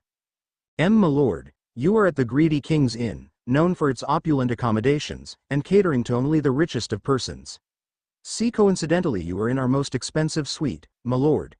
Is it to your liking? Naruto hummed softly as his hangover smoothly fell away due to the drink he'd had, smacking his lips a few times as he gazed about the room. The maid meanwhile simply abandoned trying to hide her face behind her tray, though she still seemed resolute to look anywhere but at her client. Yeah, I like this place. It's got a nice feel to it. Plus, the maid's pretty cute too, he teased, grinning at the once more blushing maid. It was at this time that Tsunade woke up, groaning herself, before scrambling out of the bed towards the bathroom, where the sounds of heaving soon rang out. Holy crap, I'm in the Greedy King's. Blurg. Sweat dropping, Naruto dismissed the maid and grabbed the cup with the hangover cure for Tsunade, taking it over to the bathroom door, which opened soon, the blonde woman who'd been throwing up inside coming out and taking the offered drink, downing it in one go. Sighing as her headache went away and she no longer had the urge to puke her guts out, Tsunade looked at the young man before her, giving him an appraising look. So, mind telling me how we ended up in the Greedy King's of all places? I've never had enough money to get in here. They don't even let you in the door unless you have several 100,000 ryo on hand. Rubbing the back of his head, Naruto gave a little shrug. Well, I did bring quite a lot of money with me before I went gambling, and my luck got me plenty more. I can only guess that I made enough that I was able to get us in here. I do have a thing for opulence. I doubt that would change even in a drunken stupor. Nodding sagely, Tsunade crossed her arms in thought, before grinning and pulling the redhead's face once more into her cleavage, threading her fingers through his soft red hair. Well, you have no idea how thankful I am to be here, and how grateful I am to you for getting me here. How about I rock your world before we have to part ways? We got a bit of time. I don't have to meet my pupil for another few hours. Naruto could only gulp, and hope he was as good sober as he imagined he was drunk, if the limp the woman had when she had rushed to the bathroom was any indication. Cause he definitely wasn't planning on turning such an offer down, Titiibeo. As Naruto and Tsunade left the greedy kings several hours later, Naruto found himself receiving a mixture of glares and pats on the back from the men he passed. After giving the front desk a couple of gold coins to pay for the sheets him and Tsunade had thoroughly ruined, they left the inn and parted ways after a few moments of making out. Naruto was left breathless, while Tsunade left a very happy woman, giddy as a schoolgirl. Not only had she won enough money from this town's gambling halls, casinos to pay off most of her debts, she'd had enough gold coins drunkenly deposited between her cleavage the night before to both pay off all her debts, and have plenty left over for other things. As she left Naruto to his own devices, she resolved to go gambling with the young man again if she ever crossed paths with him. Though, she also resolved to bring some stronger birth control next time she saw him, as the redhead had scary potent seed. It had taken most of her chakra reserves to successfully perform her birth control jutsu after they had finished up and were cleaning themselves. Naruto meanwhile had a grin practically a mile wide, quickly moving to summon a toad once he was sure he was alone. It was Gamakichi that he summoned. Hey bro, how's it going? It's only been a day since you left, whatcha summoning me for? Chuckling, Naruto looked around shiftily, before slinging an arm over Gamakichi's shoulder, whispering conspiratorially with the man-sized toad. Heh, Kichi, brother, you'll never guess what I just did. The red toad raised a non-existent eyebrow, giving a little smirk and taking a quick look around to see where he'd been summoned. Judgin' by the looks of this place, I'd guess you lost all your money or something. Why y'all grinnin' like that though if that's the case? Snickering and looking around shiftily once more, Naruto tugged his buddy closer, whispering to him. I lost something alright. But it wasn't my money bro. Now, you cannot tell my mother about this, but, I totally lost my V-card to really hot woman last night. Gamakichi's eyes widened, before he grinned and patted his human brother on the back powerfully, nearly sending the young man flying. Nice goin' bro. I knew you had it in ya. Just wait till old Jiraiya hears. I can tell him right. I mean, as long as we don't let your mother find out it should be okay, yeah? Shivering at the thought of his mother finding out, he gave a little nod. Yeah, go ahead and break it to the old perv. Just please, for the love of all that is good in the world, don't let my mother find out. Giving a small salute, Gamakichi snickered and dismissed himself in a puff of smoke, leaving Naruto alone again. Sighing softly, Naruto went off to browse the shops the town had to offer. It had been a week since Naruto had been in Vanity Town, since he'd lost his V-card, and now he was on the road again. Can't wait to be on the road again. And he was taking his sweet time this time. To pass said time, he was looking at the original tome Jiraiya had brought when he made his first trip to wherever he'd gotten the book. Looking at some of the illustrations within the tome, Naruto had decided that it was time to try his hand at calling upon some of the abilities of his more evil tenants. He already was able to call upon furious red portals, though they only lead to places he'd been before. Sadly, that was the only other skill he'd learned with the evil magic besides the force beams. Though, he had learned that the beams could do more than just destroy things.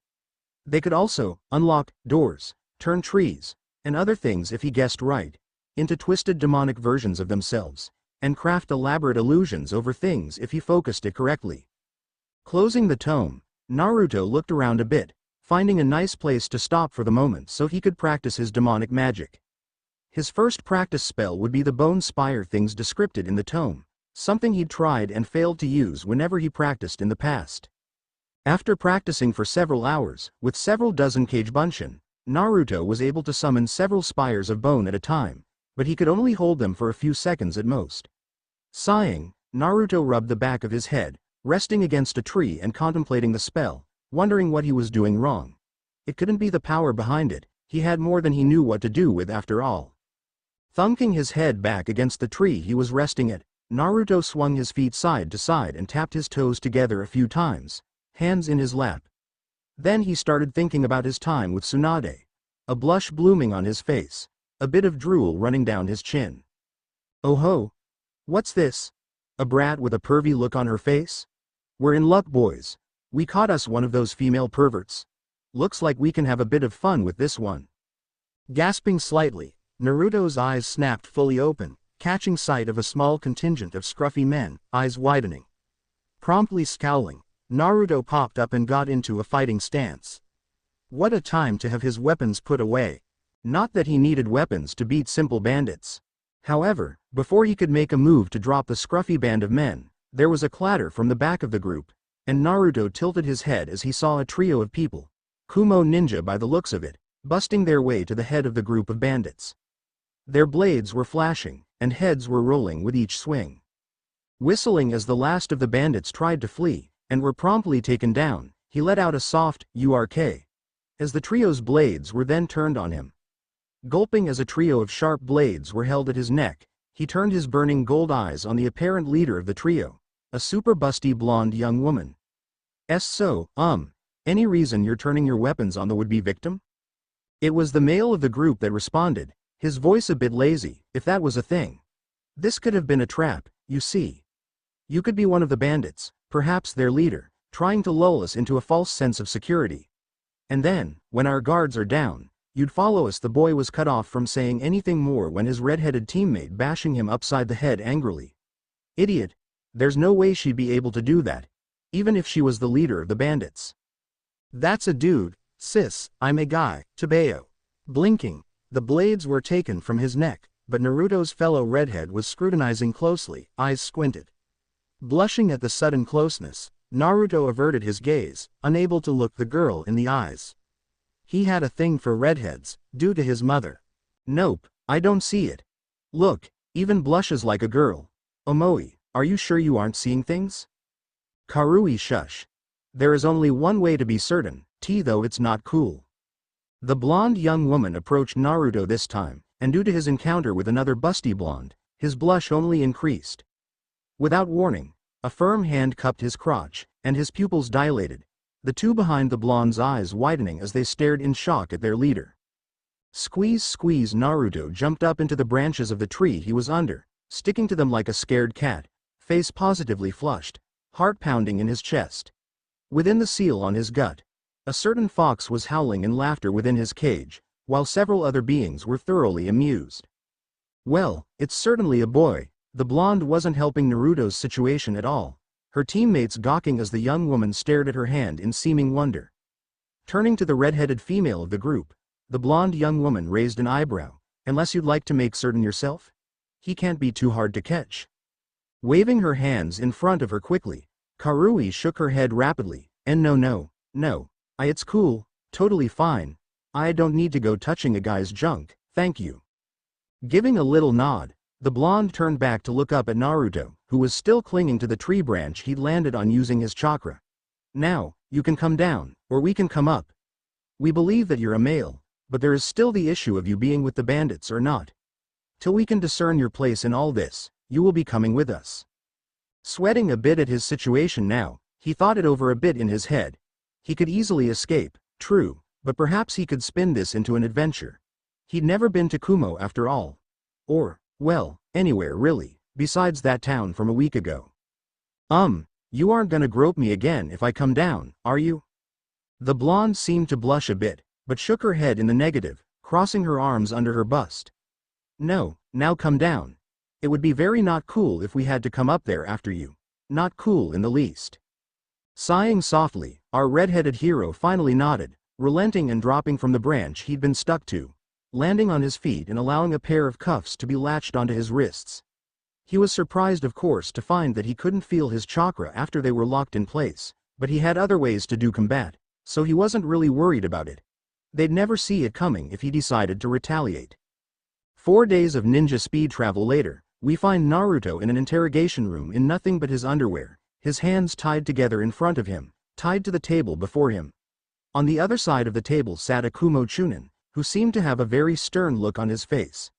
Naruto knew this face. Jiraiya had told him it was a man trying to vanquish their boner, whatever that was. So kid, mind telling us who you are? If you aren't with the bandits in some kind of complicated plot, why were you with them? Tilting his head, Naruto gave a shrug. Well, it's certainly not some kind of plot to get me here. I'm sure with a bit more wandering I may have ended up here anyway. Apparently those bandits thought I was a girl, or something, and I was just gonna teach them the error of their ways when those 3 Kumo ninja decided to show up. That reminds me, is the one with the sucker always so, out there, shall we say? Sighing and rubbing his temple, the Chunin could only give a nod. Yes, that's Omoi, as I'm quite sure you've heard already. He's always coming up with conspiracies, blowing things way out of proportion. Now, I've another question for you. Say I believe you weren't working with the bandits. What proof do you have that would prove it? And what about all that stuff we found in your bag? Scoffing, the Chunin gave a shrug. As far as we know, you're working for the bandits team Samui had been sent to deal with. That you're even alive means you probably have useful information about other camps used by those bandits. For all we know, that stuff is stolen, and therefore shall be returned to the rightful owners, or taken as spoils. You may not live much longer, so I don't see how it matters to you, damn bandit.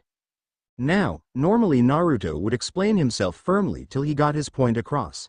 However, it didn't seem as if he had that option today, as if he waited any longer he may not get his stuff back at all. Now you listen here, I better have all my stuff by the time I'm released, or I swear to all that is holy, this building if nothing else will cease to exist by the end of the day. I'm not a bandit. I'm Uzumaki Naruto, Toad Sage of Myobokuzen, son of Kushina Uzumaki. Perking up at the boy's outburst, the Chunin raised an eyebrow as he scrutinized the boy.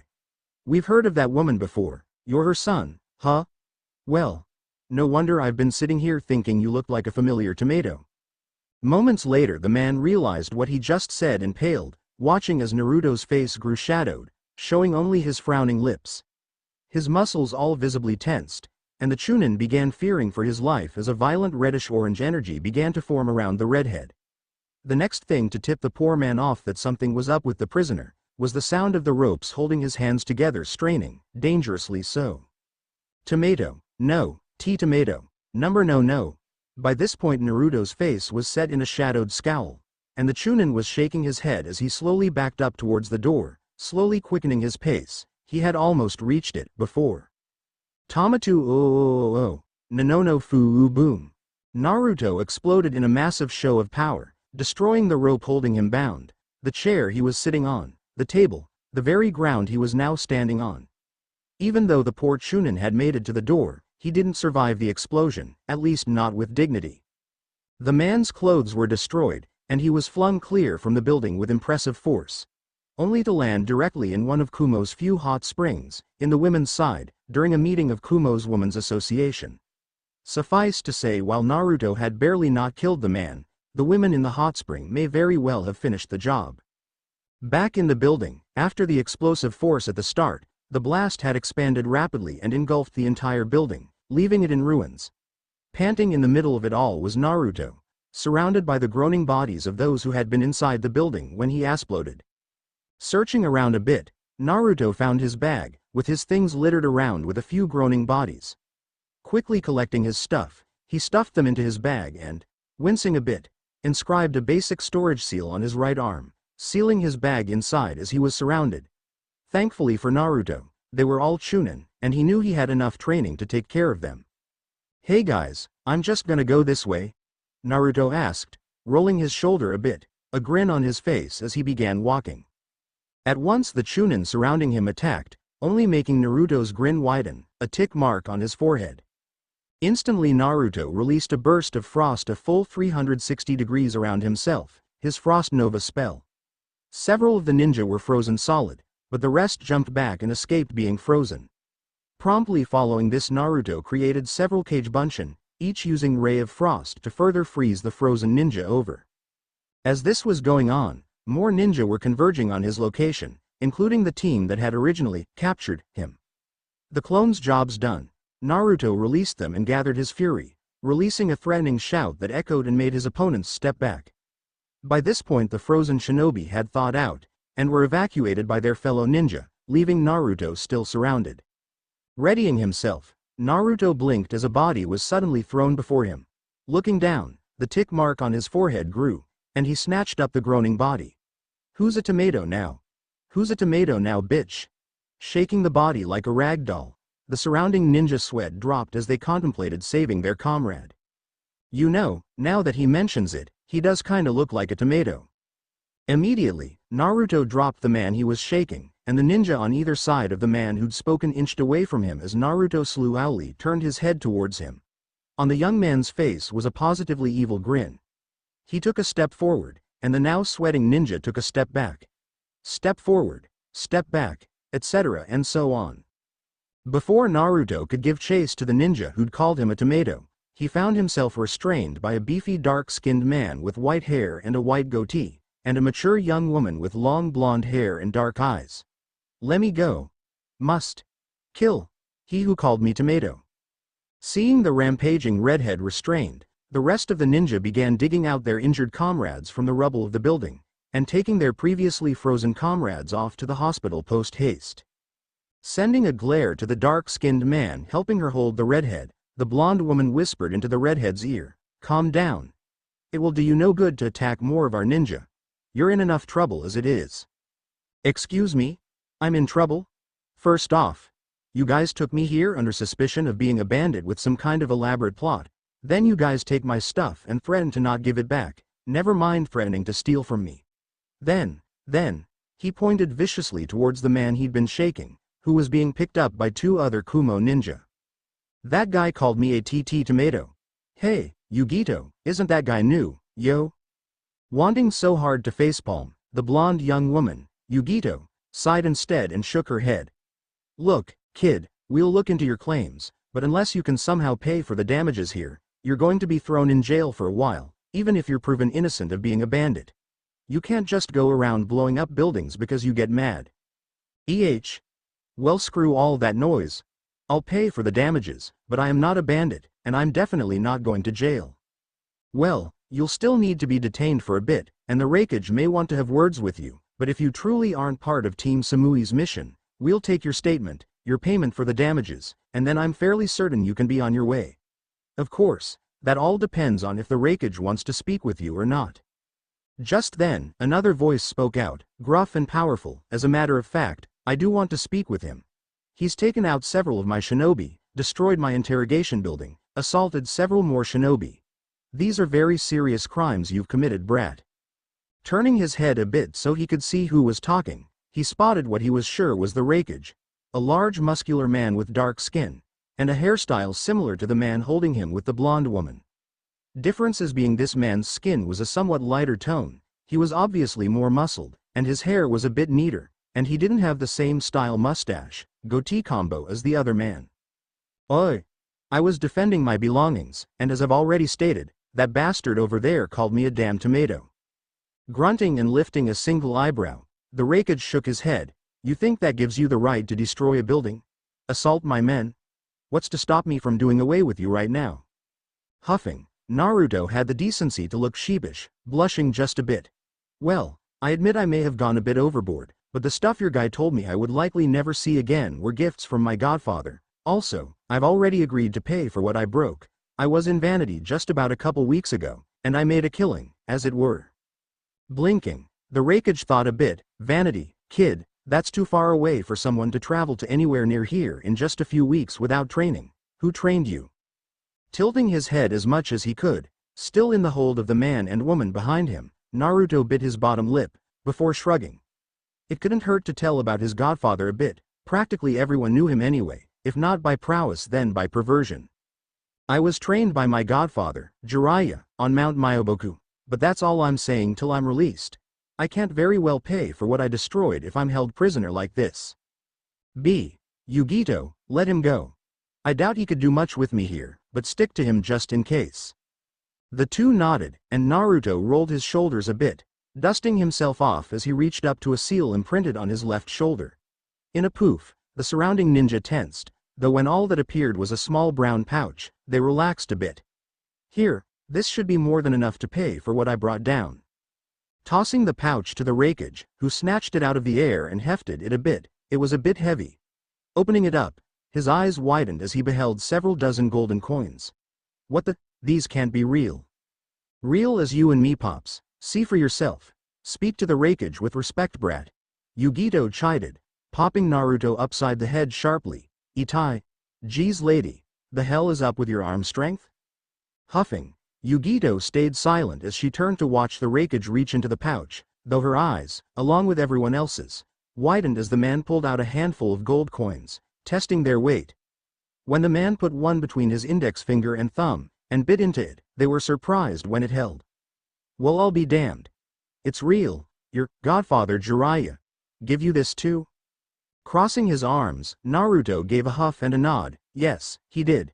And I've got more, but that should be enough to pay for the damages I did, plus any hospital bills, or whatever. Now, I expect to be let go. Your men attacked me first, I was just defending myself. Of course, he didn't let them know he could go whenever he wanted to at least see if he could go without a fight first. TCH, and you think we'll just let you go? You're obviously quite powerful, how about you work for me? You could easily become a great shinobi if you were trained by that Jiraiya. What do you say, kid? Blinking and looking just a tad shocked at the offer, Naruto tilted his head again and thought about it for a minute. He wouldn't accept, of course, but the offer was very flattering, especially coming from the rakeage himself. However, his godfather and mother had always told him that they were going to return to Konoha someday, as it was originally his home, and the place his father sacrificed himself for. So. I'm sorry, but I'm going to have to decline. I'm very flattered, honest, but my home is elsewhere. However, if you ever need some extra muscle for a job or something, you can just send me a bird, I'll definitely come help. For a moment, it seemed as if the rakeage would take offense to this, before the man shrugged. He could always just have the boy detained and, shall we say, re-educated. Before he could give the order, however, the boy lifted a hand and conjured a portal of furious red. Well, I guess I'll get going then. Hey, nice meeting you, Pops. Dodging another fist from Yugito, Naruto turned and jumped into the portal, sticking his tongue out at the angry blonde. Well, that just happened. Okay. I want the injured taken to the hospital, and I want this mess cleaned up, now. Every able nin saluted and got to work, though B just went off to goof off somewhere, and Yugito kneeled before the rakeage. Rakeage-sama, do you wish for me to go after the boy? Stroking his goatee, the man sighed and shook his head. We have no idea where he's gone, so there's no point. However, if you see him out on missions, go ahead and try to apprehend him. For now, we'll put him in our bingo book as capture alive. Letting out a breath, Naruto closed the portal behind him as he exited it, looking around and rubbing the back of his head. He was back near where he was captured. The bodies of the bandits were still there, and there was an unholy stink to the place. Well, can't just leave them like this. Can't be good for the environment. Rubbing his hands together, Naruto called on his magic, his demonic magic, since usually he used it to destroy things. Hopefully it would get rid of these bodies till he could learn the disintegration beam spell in his wizard path's abilities. Shooting out a beam of the furious red magic, Naruto watched as it impacted the first body. It wouldn't be till the beam split off and hit the rest of the bodies that he figured something was wrong. The bodies started to glow with the furious magic energy, and Naruto found he couldn't stop the flow, no matter how hard he tried. In the end, he was able to redirect the energy upward, blasting a hole through the canopy of trees. This also had the effect of widening the beam, and showering the surrounding area with the furious red magic. The moment the beam finally stopped, Naruto gasped and jumped back to avoid a slash from deadly claws. His eyes widened further as he saw the cause. The corpses of the previously dead bandits had changed, becoming demonic, alive. Did not see that coming. Quickly putting his hands together again, Naruto channeled his arcane energy, firing off his ray of frost, catching two of the demonic creatures and slowing them down, the rest taking the chance to flee rather than fight. TCH, crap baskets. Intensifying the beam of ice, Naruto growled and bit his bottom lip as his palms began to frost over. Before it could get any worse though, he was quite surprised to find the two frozen demons crushed under dual ethereal spiked hammers, which created glowing blue cracks along the ground as the frozen demons were shattered. He quickly threw his hands up as he found something hard poking at his back, and some kind of strange fist weapon aimed at his jugular by a surprisingly pretty woman with short white hair. What kind of demon summoner attacks the demons he summons? This was the voice of a fighter, a warrior, and it came from one of the two who'd used those badass ethereal hammers, Hammer of the Ancients if he remembered correctly. From the barbarian path of his skills. The male was the one who spoke, and Naruto had no idea what he meant by his words. Though, he had a feeling he was in trouble. Demon summoner. Demon summoner, nope. Don't know any demon summoners, Titibeo. The sharp implement of the fist weapon held at his neck pushed a little closer, and Naruto gulped, biting his bottom lip and mentally smacking himself for his words. We saw you make those demons, boy, don't get smart with us. While we're at it though, where did you learn that ice spell? This time it was a woman who spoke, one holding a trio of little floating blue orbs, and a wand, crap. I was brought material on them by my godfather. They were something I needed to counteract something I have. Very personal, I don't suppose you'd let it go at that, would you? Unfortunately for him, the next one to appear was another woman, this one with a bow trained on him. The first thing he noticed, however, were her legs. First, he was raised around Jiraiya, and second, the shoes the woman was wearing just made her legs quite enticing. I love the female demon hunter's legs. Gulping, and quickly tearing his eyes from those lovely legs, he looked into the strangely glowing eyes of the woman. She had a small smirk on her lips, no doubt having caught where the red-headed boy had looked first. No such luck, kid. Tell us though, this godfather of yours, he wouldn't happen to be named Jiraiya, would he? Blinking, and looking around as the rest showed themselves, the first thing Naruto noticed was that the majority of the group were extremely beautiful women. Groaning loudly, Naruto sighed and rolled his eyes. Okay, what has Ero Sennin done this time? Did he peep on you while bathing? Or did he steal your panties or something? At once, the men actually snickered, though the women all looked affronted at the claims. Just what did their old companion get up to in his spare time? No, nothing of the sort. He has stolen many things of great importance to us and ours, and we have been sent to retrieve them. Great secrets have been stolen by that man, and this is the place we followed him to. Though, admittedly we lost his trail after we entered this strange land, and have simply been following the strong demonic presence we felt. This time it was the armored woman with long white hair who spoke. Even under all her armor, Naruto could tell she was quite a beauty. Well, if it's secrets and stuff, I know what happened with them, but before I say anything, who are you guys? First to speak was the buff man with the wicked armor. My comrade and I are barbarians, from Mount Akarat. We have been tasked with retrieving tomes stolen by Jiraiya pertaining to our techniques and teachings. Next to speak were the ones holding Naruto at staff and fist point. The female spoke, seeing as she was in front of Naruto, me and my companion have traveled with this group in hope of retrieving tomes of our order of monks. Likewise, our teachings and techniques have been stolen by Jiraiya, whom we had called friend before now. The woman with the great legs spoke next, not lowering her bow at all, keeping Naruto in her sights. That rad Jiraiya stole from my clan, the teachings, secrets, and techniques of the demon hunter, and I have been tasked with collecting what he has taken. Or destroying it should I not be able to. The arrogant-sounding woman spoke next, the one with the floating orbs and wand. The wizard, no doubt. I am a wizard, and that beast Jiraiya has stolen many tomes from my people, and though honestly I could care less for their wishes for me to retrieve the tomes for safety reasons, it irks me that Jiraiya even bothered with them in the first place. All one would learn from those things was safe ways to channel magic. Naruto's sweat dropped at this, as it would explain a lot about his troubles with magic.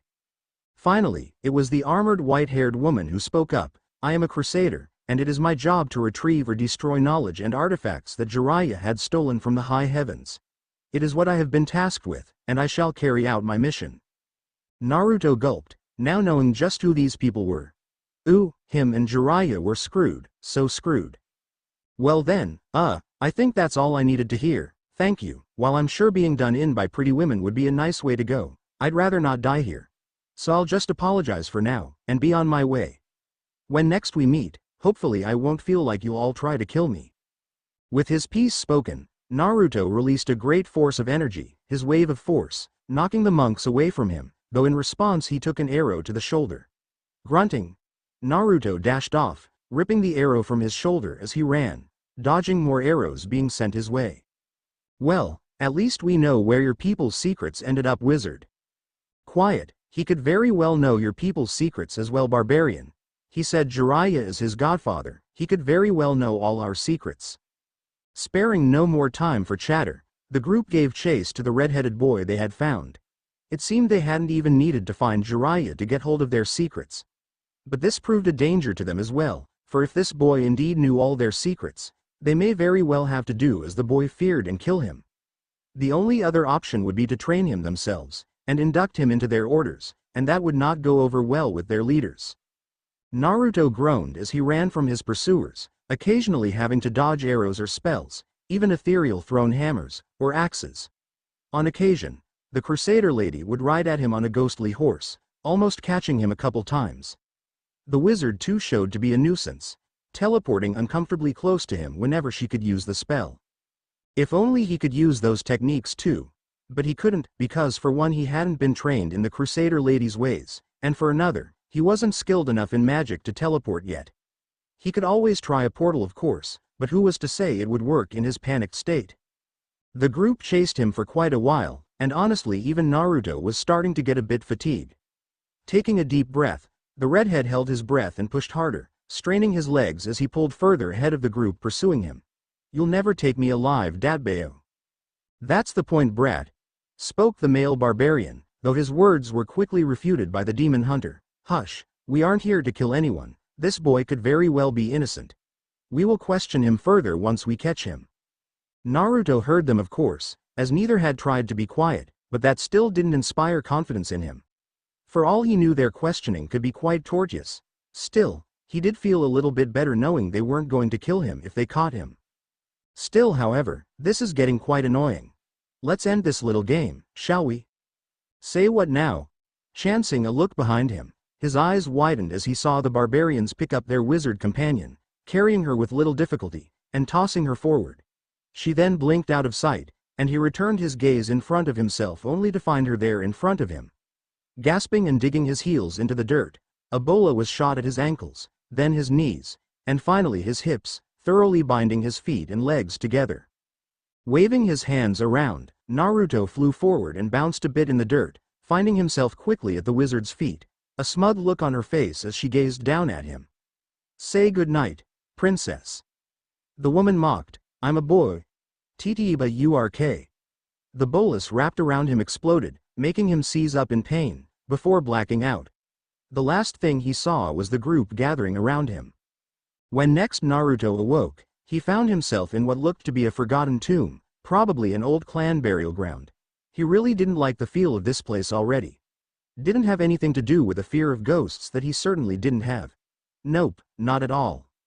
Hearing voices on the other side of a door, he tried to move, only to find himself chained to the wall, his hands above his head. Grumbling and struggling against his chains, Naruto huffed and took a deep breath. "Ui! Get me out of here. I swear if a ghost kills me I'm haunting your asses, Dadbeo." The door was soon opened, and the group entered. They stayed a bit away from him however, and Naruto glared at them with his smoldering eyes. "What do you want from me? I'm not selling out my godfather, no matter how much of a perv he is." The Crusader spoke then, arms crossed over her chest plate. "That is fine, simply tell us what we want to know, and he needn't be brought into this." Naruto gave her a wary look. All the women of the group were extremely beautiful, but from their little chase of him alone he could tell they were also very dangerous, even to strong ninja. "Well, what do you want to know? Depending on what it is I may or may not be able to tell you." The barbarians stepped up first, arms crossed, stern looks on their face. "As first, brat, tell us what that lout Jiraiya took our people's tomes. What use could he have for them? Why did he steal them in the first place?" Naruto looked at them for a moment, and while he wasn't one to like muscular women, he had to say the female barbarian pulled the look off nicely. Even the male barbarian had a youthful flair to him, even if he was older than the female. He brought them to me. I'm assuming everything he stole from all of you was brought to me." Raising an eyebrow, the Crusader stepped forward again. "And why would he bring you these things, young man? Did you ask him to bring you these things specifically?" Shaking his head vehemently, Naruto denied that. No, it was simply needed that he bring me things to counteract demonic magic. Skills, artifacts, I needed these things because something interfered with a very important event in my life. Before I tell you though, I need all of you to give me your word. Give me your word that I won't be harmed for the knowledge I give. Looking at each other, the group gave little nods. It wasn't as if the boy was a demon or something. Even if he had created demons when they had met, something they'd have to take care of immediately after they were finished with the boy. The Crusader spoke again, seeming to be the spokesperson for the group. Very well, you have our word that you will not be harmed. Now tell us, what has you so up in arms over this information? Sighing, Naruto took a deep breath and let it out. 15 years ago, my original home was attacked. A great nine-tailed fox, a demon, attacked my village. It killed many people, destroyed many homes, before it was eventually stopped by my father. He died, sealing the great beast. Of course, of the Biju, the nine-tailed fox was the strongest, and so couldn't be sealed into something inanimate. It had to be a living being, whose chakra coils were yet to develop. It had to be a newborn, and I just so happened to meet those parameters. My father sealed the beast inside me. This got the group's eyes to widen. Sealing a demon into a human, now why did that sound so familiar? The seal is there, under my shirt on my stomach. It shows every time I channel chakra, but that's not all. That alone is not the reason my godfather had to take those things from you. If you are from wherever my godfather got what he did, you're likely the group he was with when he was gone. He told me a bit about you, though I never got your names. Go ahead, lift my shirt, I'll channel some chakra, and then you'll know why I needed what he took. The Crusader stepped forward once again, reaching forth to lift the shirt they had put on the boy. Honestly, who went around in their underwear?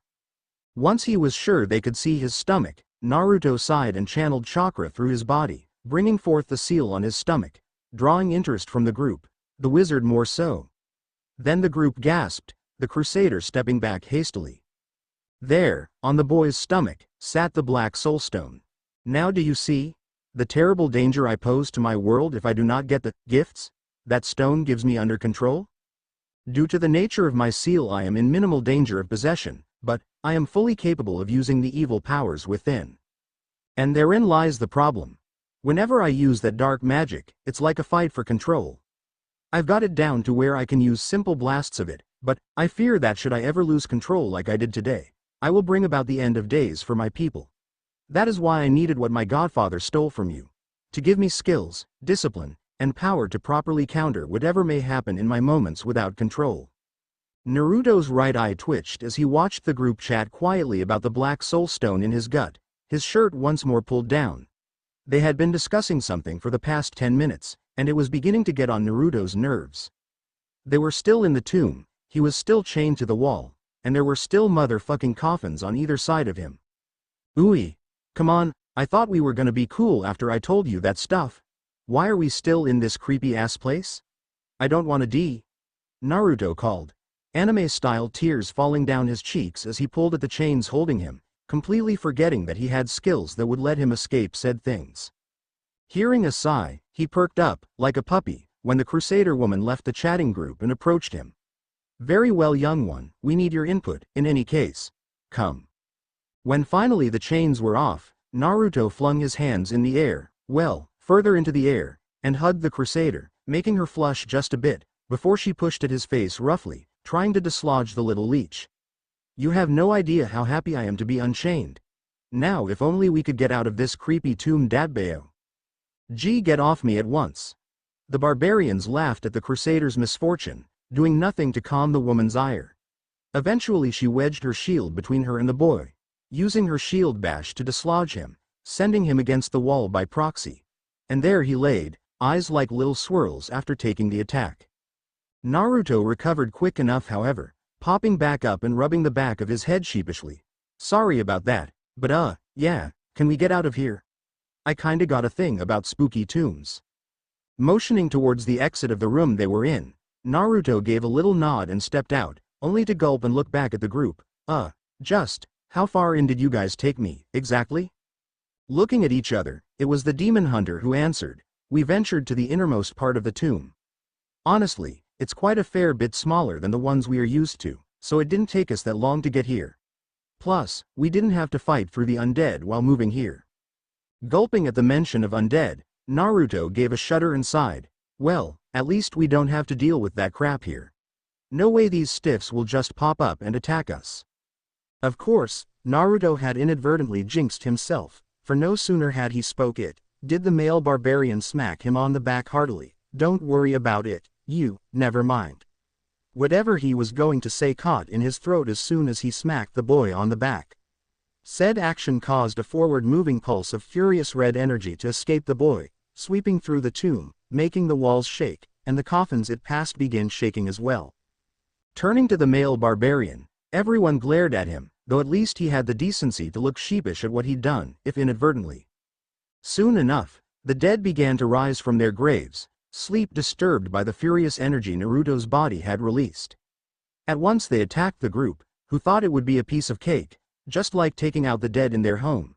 They didn't take something into account, however. These were undead ninja. The moment the group sent their attacks at the undead, said moves were dodged, albeit a bit choppily, and the undead ninja were on the attack. Only swift thinking and the advance of the female barbarian and the crusader to the front of the group, shields raised, saved them, practically ancient kunai shattering against the shields. Naruto stood wide-eyed at the back of the group, knees clattering as he watched the undead rise and attack. His pupils had shrunk down till only the whites of his eyes showed. He really didn't do well with things like this. Still, seeing that the group were having some trouble with the agile dead, Naruto sighed and gulped, gritting his teeth as he pulled a kunai from a seal inscribed on his left wrist. Dashing into the fray, Naruto yelled out as he channeled wind chakra into the blade, bisecting two undead shinobi in one go. These guys are ninja. You're going to have to be faster than that to damage them. He proved his point as he moved with agility and speed, slashing and punching the undead so hard that some of them fell apart. They were just bones after all. It wasn't like, even magically brought back, they were gonna just magically gain epic durability. Add in the fact they were still freshly awoken, and with Naruto's help, the group fought their way back to the entrance of the hidden tomb. Though once they got there, Naruto quickly felled a tree and pushed it trunk first into the entrance to keep any more creepy things inside the damn place. Wheeling around once the tree was in place, Naruto glared at the group. Never take me inside another scary, spooky place like that again, Dadbeo. He yelled at them, arms flailing as he stomped a bit. It was more funny than intimidating, however. The male barbarian stepped forward. I apologize, young one. I had no idea my actions would prove to disrupt whatever control you have on the evils. Sighing, Naruto huffed and crossed his arms. Don't worry about it. My control was already on thin ice while I was down there. It's like I said, I have a thing about spooky places, like tombs. Nodding, the male barbarian stepped back with the rest of the group. The crusader spoke this time, continuing acting as the spokesperson for the group. Now, young man, I believe it is time we gave you our names. We have your name. It is only polite, especially after what we have done. My name is Alluvia. My compatriots, from left to right, are Makar, Volka, Nuan, Trisha, Vortic and Aradia. Each person introduced gave a small greeting to the boy, and Naruto greeted them back with a wave each, though when Trisha was introduced his eyes flickered to her legs seemingly on their own. This caused him to flush, and the woman in question to smirk as she once more caught him looking. It wasn't as if she minded the attention, and he was good-looking in his own way. Though she would have to make clear that turnabout was fair play. Now, young Naruto, we have discussed what we would do with you, and we have decided that we cannot make you unlearn all that you have learned, so we have decided to teach you ourselves, to ensure you improve in our skills, and impart on you the discipline and will needed to master your dark powers. Make note, however, this will be our first time taking a student, with the exception of Makar, and we ask that you be patient with us, as we will be with you. Understand? Naruto grinned at the crusaders, Alluvia's words, a large part of him quite giddy to begin learning under them. However, there was an equally large part of him that didn't quite like that strange glint in each of their eyes. This is going to be cruel and unusual, isn't it? For you? Yes. For us, I imagine it will be quite fun. It was 2 months later, and Naruto had been trained into the ground by the barbarian duo. He had been run ragged, gone through combat scenarios, and actual combat using nothing but the barbarian discipline. To do this he had been made to lead the group around, taking down every single bandit camp they could find. By himself. With only his barbarian path skills and techniques. Of course, when they ran out of bandit camps, they had moved on to the occasional pirate or missing ninja. Due to this, Naruto had progressed at an astonishing rate in the path, and gained a bit of worldly experience like his godfather and mother wanted him to. However, at the end of his training, the duo of barbarians had left off to explore Naruto's world, promising to meet up with him once he returned to his old home, Konoha. This was the plan the group had made. They would train with him for 2 months, forcing him to use not but their skills, so he had no choice but to get better and learn more. Then they would leave the group and look around on their own. Of course, now that they had ran out of bandits, pirates, and missing nin steered clear of them, they were forced to move on to a new area. Hence why they were now in Kusa no Kuni, looking to take out the land's bandits, or at least deal a massive blow to the bandit population there. His next teachers were to be the monks. Vortic set to train him in the Daibo, while Nguyen planned to train him in the use of fists, weapons included. And just like with the barbarians, he was to use no other skills than those in the monk path of his disciplines. This was going to be a major pain in the butt. Naruto looked up at the gates of Konoha with a small smile, fidgeting nervously as he did so. It had been a full year since he left Mount Myoboku, though he was late getting here by a couple weeks, to make up for the time he'd been wandering before he'd been training and traveling. Beside him was his last teacher of the year he'd been wandering, the demon hunter Trisha. And beside her was the crusader, Alluvia. She had stayed with them on the premise that she had nothing to really teach Naruto, nor did she wish to explore his world. For the 2 months she had been teaching him, she simply provided a tough opponent in sparring matches. She couldn't honestly teach him because it was tradition for her people to give their students their names, and Naruto seemed pretty attached to his name. So for her 2 months, they had focused on his ninja techniques while fighting bandits, missing nin, and other such baddies. With all his months of training in the last year, he was pretty sure they had become the scourge of bandits in a lot of places.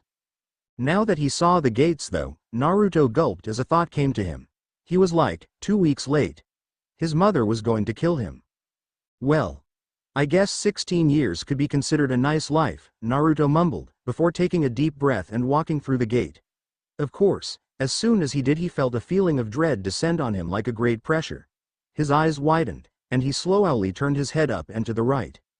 There, standing on a building with her arms crossed, an angry expression on her face and her hair seeming to float menacingly in 9 separate tails, was his mother Uzumaki Kushina. I changed my mind, I wanna leave, Tabeo.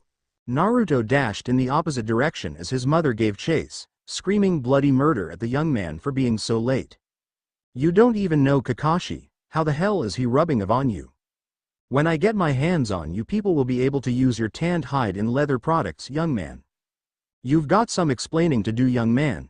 If Tsunade wasn't such a great medic I'd be a grandmother right now, Databane. Such things were some of what she was shouting at the retreating young redhead. She had heard of what had gone down in Vanity Town, and while Tsunade had taken the fact she'd shagged her godson a lot better than Kushina was taking it, well, there you go. Tsunade was taking it a loot better than Kushina was taking it. The hell does that mean, Ka-chan? Who's Kakashi and why would he rub on me, Dadbeo? Never mind. I blame him, Titibeo, arg. Why does that name sound so familiar? Were his responses, his mind seeming to take the time to answer his mother even as he ran from her wrath. The two were making quite a spectacle for the villagers and other shinobi of the village, jumping from the rooftops, shouting back and forth, one in anger and one in complete fear for his mother's anger. Speaking of the villagers, the adults all seemed to be having a sense that they should remember the first red blur from somewhere, but it had been so long they couldn't for the life of them remember why. Most simply shrugged it off and made way for the 2 red blurs of anger and fear. Others watched on in amusement at what was obviously a son running from a ticked-off mother. Nara men all over the village felt the sudden need to help a brother in the struggle survive. They knew the horror of an angry mother, or female in general. So troublesome. Soon, however, the chase came to an end when a slender arm stuck out and clothes-lined Naruto, URK. The arm was attached to a beautiful blonde woman, one that Naruto recognized from his time in Vanity a year ago. Immediately he was pulled into an alley, in time for his mother to rage on past the alley he was pulled into. Hey, You should have been here on time, kiddo. I think she'd have accepted a few hours or a day, but you're here weeks off schedule, from what I hear. Good to see you again, by the way. Naruto pouted and rubbed his neck where he was clothes-lined, looking the woman over and blushing a little as she showed him a bit of cleavage with a grin on her face. Well, brat, I saved you from your mother, don't you think I deserve a little reward? Huffing and crossing his arms, Naruto thought about it for a moment. He had nothing but good memories of this woman after all, the last few moments notwithstanding. Clearing his throat, he looked at her again and tilted his head a bit. What do you want? A grin bloomed onto the blonde's face at that, and she pulled Naruto close, pressing her chest against his, and enjoying how he blushed. This was part of the charm of having a younger lover, they were so easy to tease. Well, I know this nice little eatery where we can grab a bite to eat, and your mother should never think to look there. Of course, you'll still have to face her sooner or later, but she'll likely cool down just a bit now that you're actually here. Blinking, Naruto blushed again but couldn't help the grin on his face. He hadn't been expecting this, not in the least, but far be it from him to deny such an offer. I don't mind, though at some point I'll have to find a couple people I just kinda left at the gate. Nodding and looking out from the alley, Tsunade looked around a bit to make sure Kushina wasn't just waiting for them to leave. She was in danger herself from the woman's wrath, taking her godson on a date like this.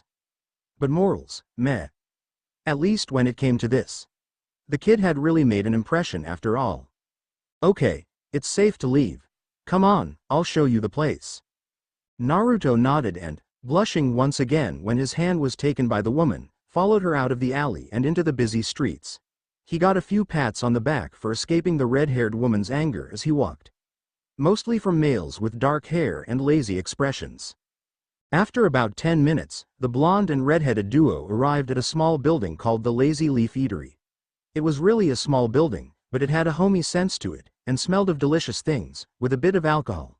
Stepping in the door, Naruto looked around as Tsunade drew him up towards the front, where there were some stools set up in front of a bar-like area. Once seated, Tsunade greeted the man behind the counter. Hello Tai, how's it going? I'll take 2 orders of takoyaki, with 3 orders of sake.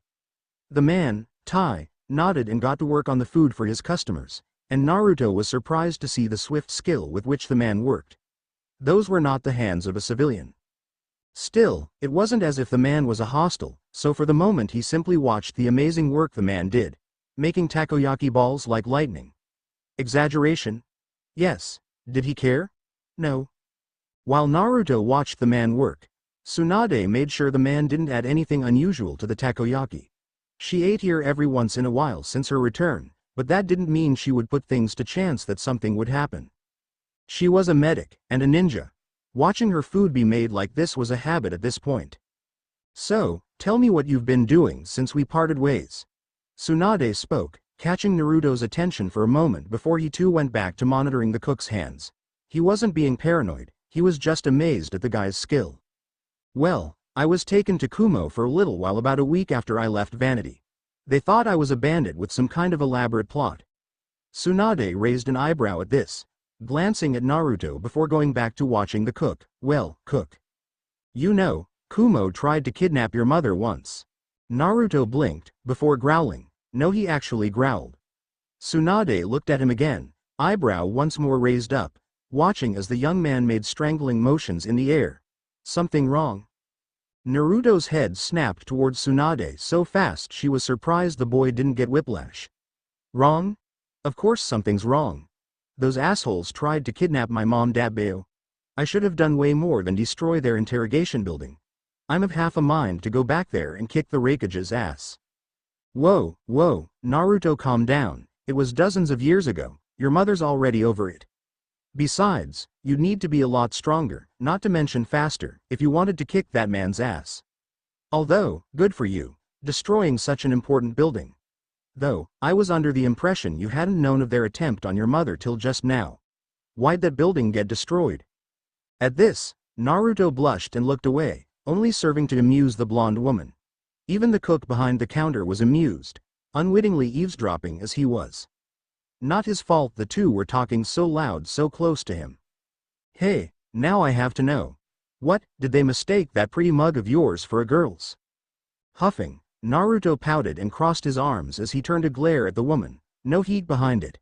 If you must know, they called me a to tomato. Arg. Naruto thunked his head onto the counter, and Tsunade giggled at him, reaching to rub the now sulking young man's back. Poor boy seemed as if he'd been physically struck. I think I died inside right now, just a little. Laughing good-naturedly, Tsunade pulled Naruto's head from the counter and planted his face against her cleavage, rubbing the teen's head comfortingly. There. No one here's going to call you that. Except me, but only in bed, she thought, before continuing. Your mother has a reputation from when she was younger for that name. Trust me. Everyone in Konoha should know by now, except maybe the young people. She heard a sobbing sound from her cleavage, and smiled, sweat dropping just a bit at the young redhead's actions. 2 takoyaki plates and 3 bottles of sake. Accepting the order as it was finished, Tsunade set the 2 plates before herself and Naruto, and placed 2 of the sake bottles on her side, while the last one went to Naruto's side. Patting the boy on the head, she pulled him from her cleavage and patted his back to straighten him out. Now, don't worry about it. You just have to make your own reputation with the other brats and they'll eventually get the message. Now, eat up. This is supposed to be a date, so cheer up. It's not every day you get to go out with someone like me. That only served to remind Naruto of something, and as he plucked one of his takoyaki balls up with a toothpick, he turned to his date, blowing on the ball to cool it down. That reminds me. I feel like I should know you beyond when we met and just now. Your name sounds so familiar I feel like it should be staring me in the face or something. Raising an eyebrow again, Tsunade chuckled and took a sip of her sake, waiting for the redhead to stick his takoyaki ball in his mouth before answering as he chewed it. Well, technically, I'm your godmother. PFFFFFF. The spit take Naruto did at those words made her laugh, and made the cook glad there was glass blocking him from taking that spit take to the face. Since it hadn't gotten him, he laughed too. Naruto had a horrified expression on his face at that information, before his entire face went up in a blush that put his hair to shame. Tsunade could swear she could see steam coming from his ears. I banged my godmother, he mumbled under his breath, before falling out of his chair, leaving a laughing Tsunade to get up and help him back up. Oh come on, it's not that bad. I'm still sexy, aren't I? Hey chef, I'm still sexy, right? Quite so. See, I'm still sexy. Now quit being such a baby. So I'm your godmother, so what, at least we aren't related by blood. As far as I'm concerned this is a-okay. You know, tons of boys your age would kill to be around me like you've been. That's not the point. Oh Cammy, mom is gonna kill me. I'll put a sock in it, she's not gonna kill you. She just needs to get laid. It's been 15 years since your dad died, and I happen to know for a fact she hasn't been with another man since then. Jiraiya told me all about it. Hey, maybe you should give her the same treatment you gave me, stud.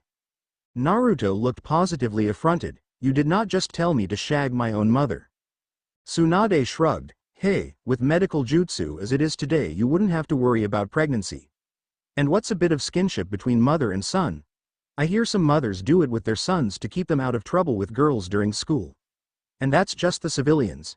Ninja clans are filled with inbreeding, and medical knowledge has progressed so far we can medically purify any ill traits from said unions. That's my mother. First off, I like my penis where it is, thank you. You've been reading Ero Sennin's books, haven't you? Second off, when I die, how the hell do you expect me to meet my old man with the knowledge that I stole mom from him? Laughing good-naturedly again, Tsunade patted Naruto on the head and ate one of her own takoyaki balls, sipping her sake afterwards. The two were totally unheeding of the blushes they were putting on the other patrons' faces, even the cook. Oh fine, leave your poor mother alone then. She'll meet some new guy eventually, and when she does she'll just have another kid. Forget all about you, maybe change her name. Low blow, damn it. Ah, come here, you know I didn't mean it. Tsunade comforted the redhead, planting a kiss on his cheek, making them turn rosy with his blush. Let's change the subject, shall we? What else have you been up to since you ran into me last year? Huffing and pouting, Naruto reached for another takoyaki ball, popping it in his mouth and chewing for a bit in thought. Well, I'm pretty sure Kusa owes me a medal or something for taking out all the bandits in the country. I also learned more about the stuff Ero Sennin brought me a while back. Oh yeah, that reminds me. I gotta warn the old perv that some friends of his are looking for him. Before the boy could get up to go do that, Tsunade grabbed him and pulled him close, looking him dead in the eye, the boy flushing again with how close he was to the woman. "Let's let that old pervert deal with his own problems, shall we? You, sir, are my date at the moment. Stop thinking about troublesome old men and let's finish our meal, shall we?" Gulping, Naruto sat down promptly and gave a little nod, Tsunade smiling at the boy and leaning in to kiss his other cheek this time, giving the boy a distinct peek down her cleavage. Such a flirty woman. "Ah, you make me feel so young, Naruto-kun. Anyway, let's finish up here and then we'll go see if Kushina's cooled down or not. Face the music, as it were." Shivering at the thought of facing his mother so soon after dodging her wrath, Naruto distracted himself with the delicious takoyaki the cook behind the counter had made for them. Just as well, he also started to sip at his sake, thinking he might need another one before facing his mother. He also wondered why the cook didn't say anything about him drinking, since he definitely wasn't an official ninja yet, and he definitely didn't look old enough. Of course, that just got him thinking about how he got his hands on alcohol back in Vanity, before his brain started hurting and he just let the thought go. Naruto stood shaking in front of his mother inside the Hokage's office, only the whites of his eyes showing as his knees clacked together. His mother was glaring at him from her spot in front of the Hokage's desk, her hair floating ominously in 9 separate tails as she glared. The Hokage himself was sat behind his desk, giving the young redhead an apologetic look. Next to Naruto, Tsunade stood nonchalantly, as if nothing was happening. In fact, she had the gall to just stand there looking at her nails, completely ignoring the fact that Naruto seemed to be in such trouble with his mother. Around the village, Nara men were seen in prayer, as if sending off the soul of the soon-to-be departed. At this, Kushina grew a positively demonic grin that would make the Kyuubi proud. Instead, instead, he's convinced me to give a much more lenient punishment. You see, when you got here you were supposed to take a combat test to see if we could place you with this year's graduating genin. You were going to face a simple chunin, but now, your opponent. Pausing at this, Kushina cracked her knuckles, and Naruto squeaked in fear. Your opponent will be me. Eek! Naruto let out a positively girly shriek as he ran from his mother, who gave chase immediately. Naruto fled from the Hokage tower, his mother in hot pursuit, chasing him across the village once more. Stand and take your punishment like a man. Back in the Hokage's office, Hiruzen and Tsunade both had giant sweat drops, before the former sighed and took out his new pipe, this one with a seal on it that would let him track it if it went missing like his last one. So, no mercy, huh? Tsunade asked, raising an eyebrow at the old man behind the desk. Nope. I'm afraid Naruto-kun will have to take his punishment properly. Of course, if he passes his little test I'll be more than happy to put him in with the graduates. Tsunade nodded, before grinning and turning to leave the office herself. Well, I'm going to go make sure Kushina doesn't kill him. I'm quite fond of him, you know, even if I only met him once before. With that the blonde woman left, leaving the old Hokage to grin and pull out his crystal ball, intent to watch Naruto's test himself. All around the village, the villagers were treated to another dashing duo of redheads, one giving an aura of fear, the other extreme anger. The two kicked up a wind with their running though, and many girls and women had to hold their skirts down in the wake of the chase. Finally though, Naruto decided to stand and fight, or run and fight, as it were. As he took his next step, he left a black rune on the ground, a spiked metal ball in the center, followed by 2 more with his next few steps. Going as fast as they were, Kushina couldn't go around or over them, and the first one slowed her down quite a bit, pain shooting up her legs. When she hit the last 2 she tumbled and rolled on the ground several feet. This gave Naruto a chance to stop and pull out a bow that looked like a pair of giant raven wings. As soon as he pulled it out an actual raven appeared flying above him, before he pointed at his mother and the creature sped towards her while Naruto pulled back the drawstring on his weapon. Of course, Kushina was a highly skilled ninja, and before the bird could get very close at all it had to dodge glowing golden chains sprouting from the woman's back. The woman slowly stood up as her chains chased the bird, finally skewering it just as a trio of icy bolas impacted her face, knocking her for a loop. She stayed on the ground for a few seconds, giving Naruto enough time to put his bow on his back, lifting his fists and preparing himself for some hand-to-hand combat with his mother. Just in time too, as the Kushina on the ground went up in smoke, and Naruto yelped as a fist impacted the back of his head, knocking him for a loop. Ah, did that hurt? Good. It's a mother's job to punish her child when he's been naughty. Now stand up and take your licks. I'm not gonna be satisfied till I'm sure you've been properly chastised, Databane. Naruto grumbled and stood up, rubbing the back of his head, before turning to face his mother, putting his fists up once more. Taking a deep breath, he threw his right fist towards his mom, a blast of air extending out till the tip hit her right in the face, her eyes wide before she went flying back. In the face. Hey son. Yeah mom. What's the opposite of Christopher walking? Confused by this, Naruto tilted his head, inadvertently letting his guard down just a bit. What's that have to do with an Okami? Kushina came smashing knees first into her son's own face, breaking his nose and sending him flying back several yards into a busy street. Christopher Reeves. I don't get E. Naruto cried, rolling around and holding his nose. Hopping up after a second, Naruto glared at his mom, arms at his side yet lifted a bit, elbows bent. Say cheese. Slapping his hands together as if in prayer, Naruto released a blinding flash of light, catching not only his mom, but everyone else within 20 yards who'd been watching, getting a myriad of cries of shock, and one of pain as his mom immediately covered her eyes. Naruto took this chance to dash towards his mom, leaving a blue after image as his open palm impacted her stomach and knocked her back. But he didn't let up at that, he dashed in again with the same move, yet instead of striking her with it again he released a flaming drop kick that caught her in the chest, making her spit up globs of saliva as she went flying this time, given a wicked case of heartburn by her son's last attack. Get up Ka-chan, I know that wasn't enough to keep you down. Fu. Since when did my son get so cheeky, I wonder? Naruto felt a shiver go down his spine, before a foot impacted it. URK. He went flying like a ragdoll, sending him into a fruit stand, wrecking it with his body. You're paying for that Sochi. Evil, era. What was that? Shivering again, Naruto let out a breath and got up out of the wrecked stand, civilians running away from the fight. Okay mom, that's how you want to play it. Clearing his throat, Naruto began to mumble under his breath, a flash of energy coming from him before a clear blue glyph appeared under his feet. Making a come hither motion with his hand, Naruto dashed at his mother, keeping a stoic face as his fists collided with hers, the duo beginning a flurry of fists, each trying to strike the other. Kushina was actually surprised her son was doing so well, since when he left he definitely wasn't this good at hand-to-hand. Throughout the exchange Naruto kept mumbling, keeping up his mantra, before his mother threw him a surprise, taking advantage of a lull in the exchange to jump back and slap her own hands together. You weren't the only one to benefit from that stuff Jiraiya brought. Sochi. A blinding flash of light struck Naruto right in the eyes, making him recoil as his mother's fist impacted his stomach not a second later. Gah. Cheater.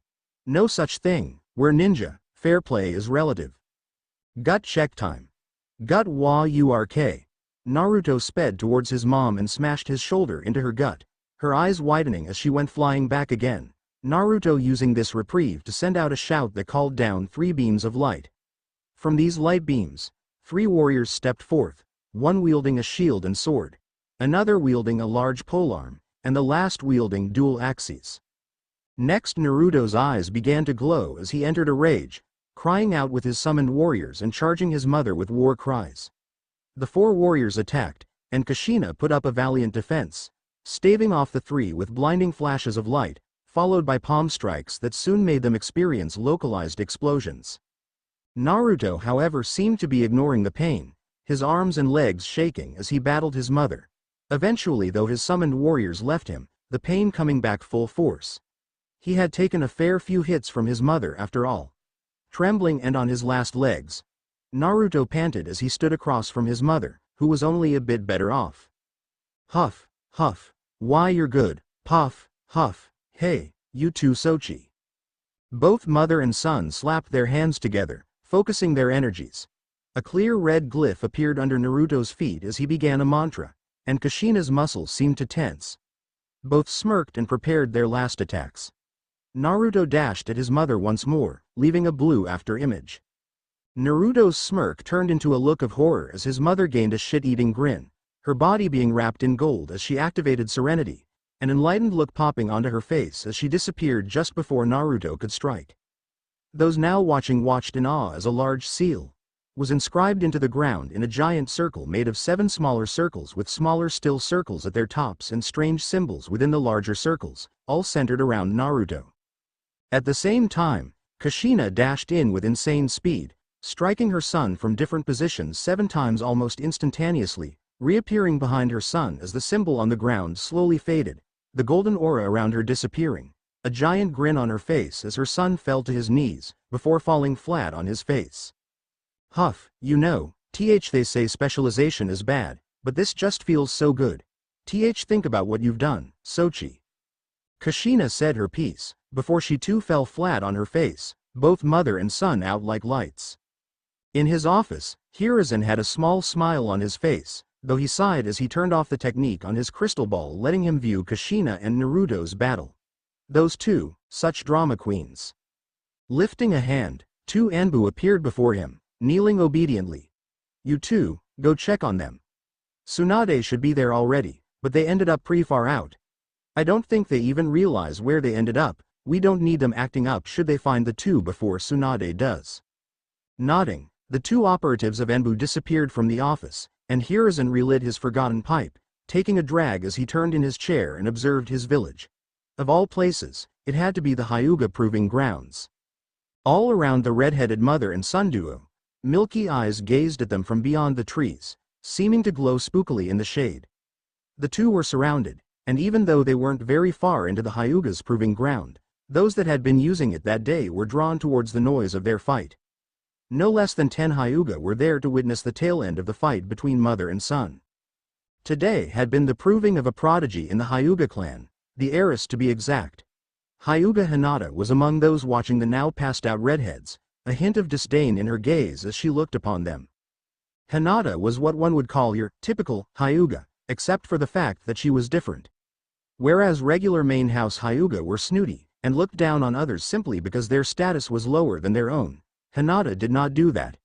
Sure, she was regal, noble, and powerful, but she didn't look down on others simply because they weren't Hyuga, or other noble-class citizens. She looked down on those who were weaker than her, and in her clan, she was the strongest in ages.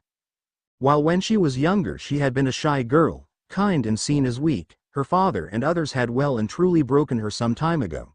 So she toughened herself up. She trained fiercely, developed her art, and kicked her dad in the balls. This proving was to show if she was ready to lead her clan in a few years when she reached a high enough ninja rank. No longer was she weak, introverted, or openly kind. She just didn't care anymore. She was strong. Others were the weak ones now. She was destined to bring great change to her clan, and she had the power to do it now. However, her proving had been interrupted by the fighting of the 2 redheads she now saw passed out on her clan's grounds. However, before anything could be done about the 2, someone none of the Hyuga gathered there expected showed up. Tsunade of the Sannin, last of the Senju. Hinata's eyes widened as she saw the legendary medic checking on the 2, obviously mother and son. Here was perhaps the world's strongest kunoichi, and she was giving her time to 2 weaklings who knocked each other out with such strange attacks. With a swish of motion, Hinata made herself known. Tell me, Tsunade-sama. Why are you here? You must realize where you are, even if these 2 did not. Casting a glance on the young future kunoichi and clan head who'd revealed herself, Tsunade sighed and picked up the 2 knuckle-headed redheads onto her shoulders. She promptly handed them off to the 2 Anbu operatives who showed up not a second after the young Hyuga came out. Nodding and crossing her arms under her bust as the Anbu disappeared with the 2 Uzumakis, she turned to address the Hyuga. I was here to make sure those 2 idiots didn't hurt each other too seriously. I'm quite attached to them after all. As for where I am, well, of course I know where I am. I've been here before. I apologize on behalf of the 2 who were just here though. I'm quite sure they didn't realize they were trespassing.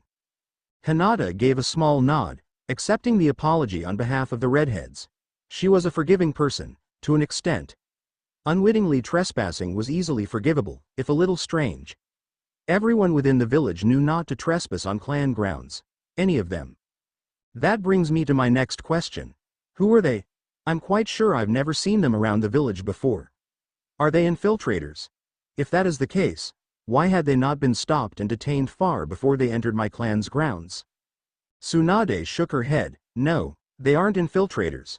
Those two suck so bad at hiding their chakra even the weakest of sensors would be able to tell they were there. Of course, with so much of the stuff that's not a surprise, really, she told, uncrossing her arms and giving a shrug. If that's all, I believe I'll take my leave. I don't want to trespass any more than I already have. Hinata gave a nod, before raising her hand, dismissing the Hyuga still in hiding. Her proving was over for today, postponed for another time due to this interruption. Once they were gone, the girl gave Tsunade a small smile. Everything aside, it pleases me to make your acquaintance. Have a nice day, Tsunade-sama. My everything, hehe, feel chastised yet? Blinking a few times till his eyes adjusted to the light of the room he was in, Naruto looked over to the side and saw his mother grinning cheekily at him. She was sitting in a chair beside him, in a hospital gown, what was visible of her body being wrapped in medical gauze. Furrowing his brow, Naruto looked down at himself, blinking again as he found himself in a hospital bed, in much the same state as his mother. Sue, are you still mad that I had relations with Tsunade? Oh, I'm positively furious, Kushina replied, a sweet smile on her face that made Naruto nervous. However, I've worked out my aggression on your body, so I'll consider you properly punished, just this once. Of course, since Tsunade herself seems not to mind, I've a feeling I wouldn't be able to ban you from seeing her again. I'll settle for asking you just one thing. Tilting his head a bit, Naruto was about to ask what that thing was, before his mother beat him to it. A small box impacted with his face, surprising him as his mother huffed. Wear a damn condom next time. I'm too young to be a kami damn grandmother, Databane. Itai. Damn it, Ka-chan. Kushina gently bopped her son on the head, language young man. Yes, Ka-chan. The door opened then, and Tsunade walked in wearing a doctor's coat, holding a clipboard, with a pair of obviously fake glasses on her face. Well, you two. You should be good to go about now. You ready to be checked out? Naruto, be sure to meet with the Hokage after you leave. Both redheads nodded, giving little salutes that made Tsunade smile. Get out of here, brats. Don't let me see you back in here for a while, okay? Kushina left first, grinning and opening the window, before leaping out, leaving her bandages and gown behind in an outline of her body. Of course, Tsunade saw a flash of the woman's dress as she left, so the woman wasn't childishly running around naked. Naruto didn't see it though, so. Bye. He did the same thing as his mother, however, he didn't have the forethought to put on any clothes besides the boxers he had on under the gown. So he was running around almost in the buff. Aiya, such a troublemaker that one. Naruto stood now before the Hokage, dressed now, but he had a black eye, no less than 3 lumps on his head, and he looked just a bit scuffed. Who knew mothers didn't like it when their daughters' virgin eyes were exposed to almost naked males? On the flip side, Naruto was pretty sure he got himself a few fangirls. His mother was off to the side once more, snickering childishly over the state of her son, the cause of said state more specifically. But she stopped when Hiruzen cleared his throat, and Naruto shook himself off once he did so, now looking as if nothing had happened. Somehow. Naruto-kun, it's good to see you again after all these years. Tilting his head, Naruto looked at the old man in the cage robes sitting behind the fancy desk. Do I know you, old man?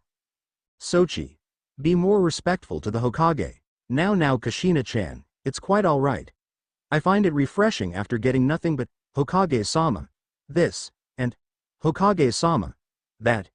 It really gets old after a while, you know. Huffing, Kushina crossed her arms and pouted childishly while her son grinned like the cat that got the canary.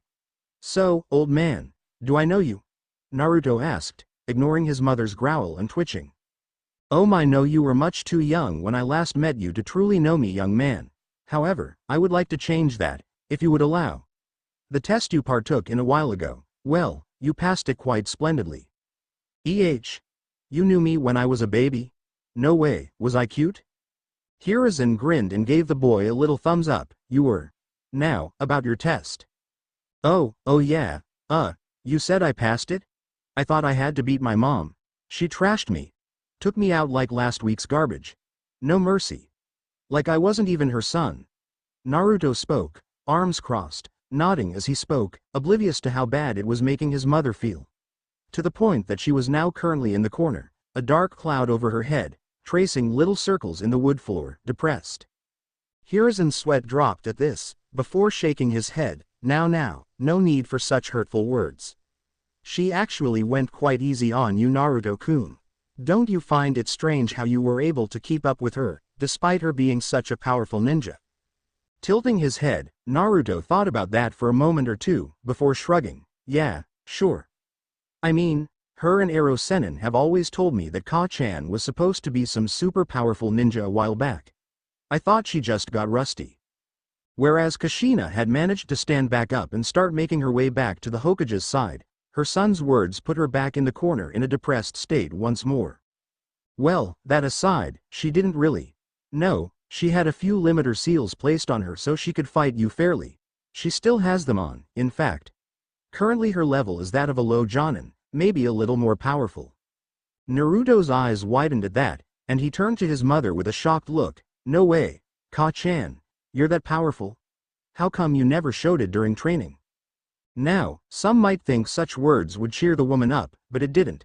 She simply shrunk in on herself, anime-style streams of tears falling down her cheeks at her son's hurtful words. Now Naruto-kun, why don't you leave your mother alone for now? I think you've said enough.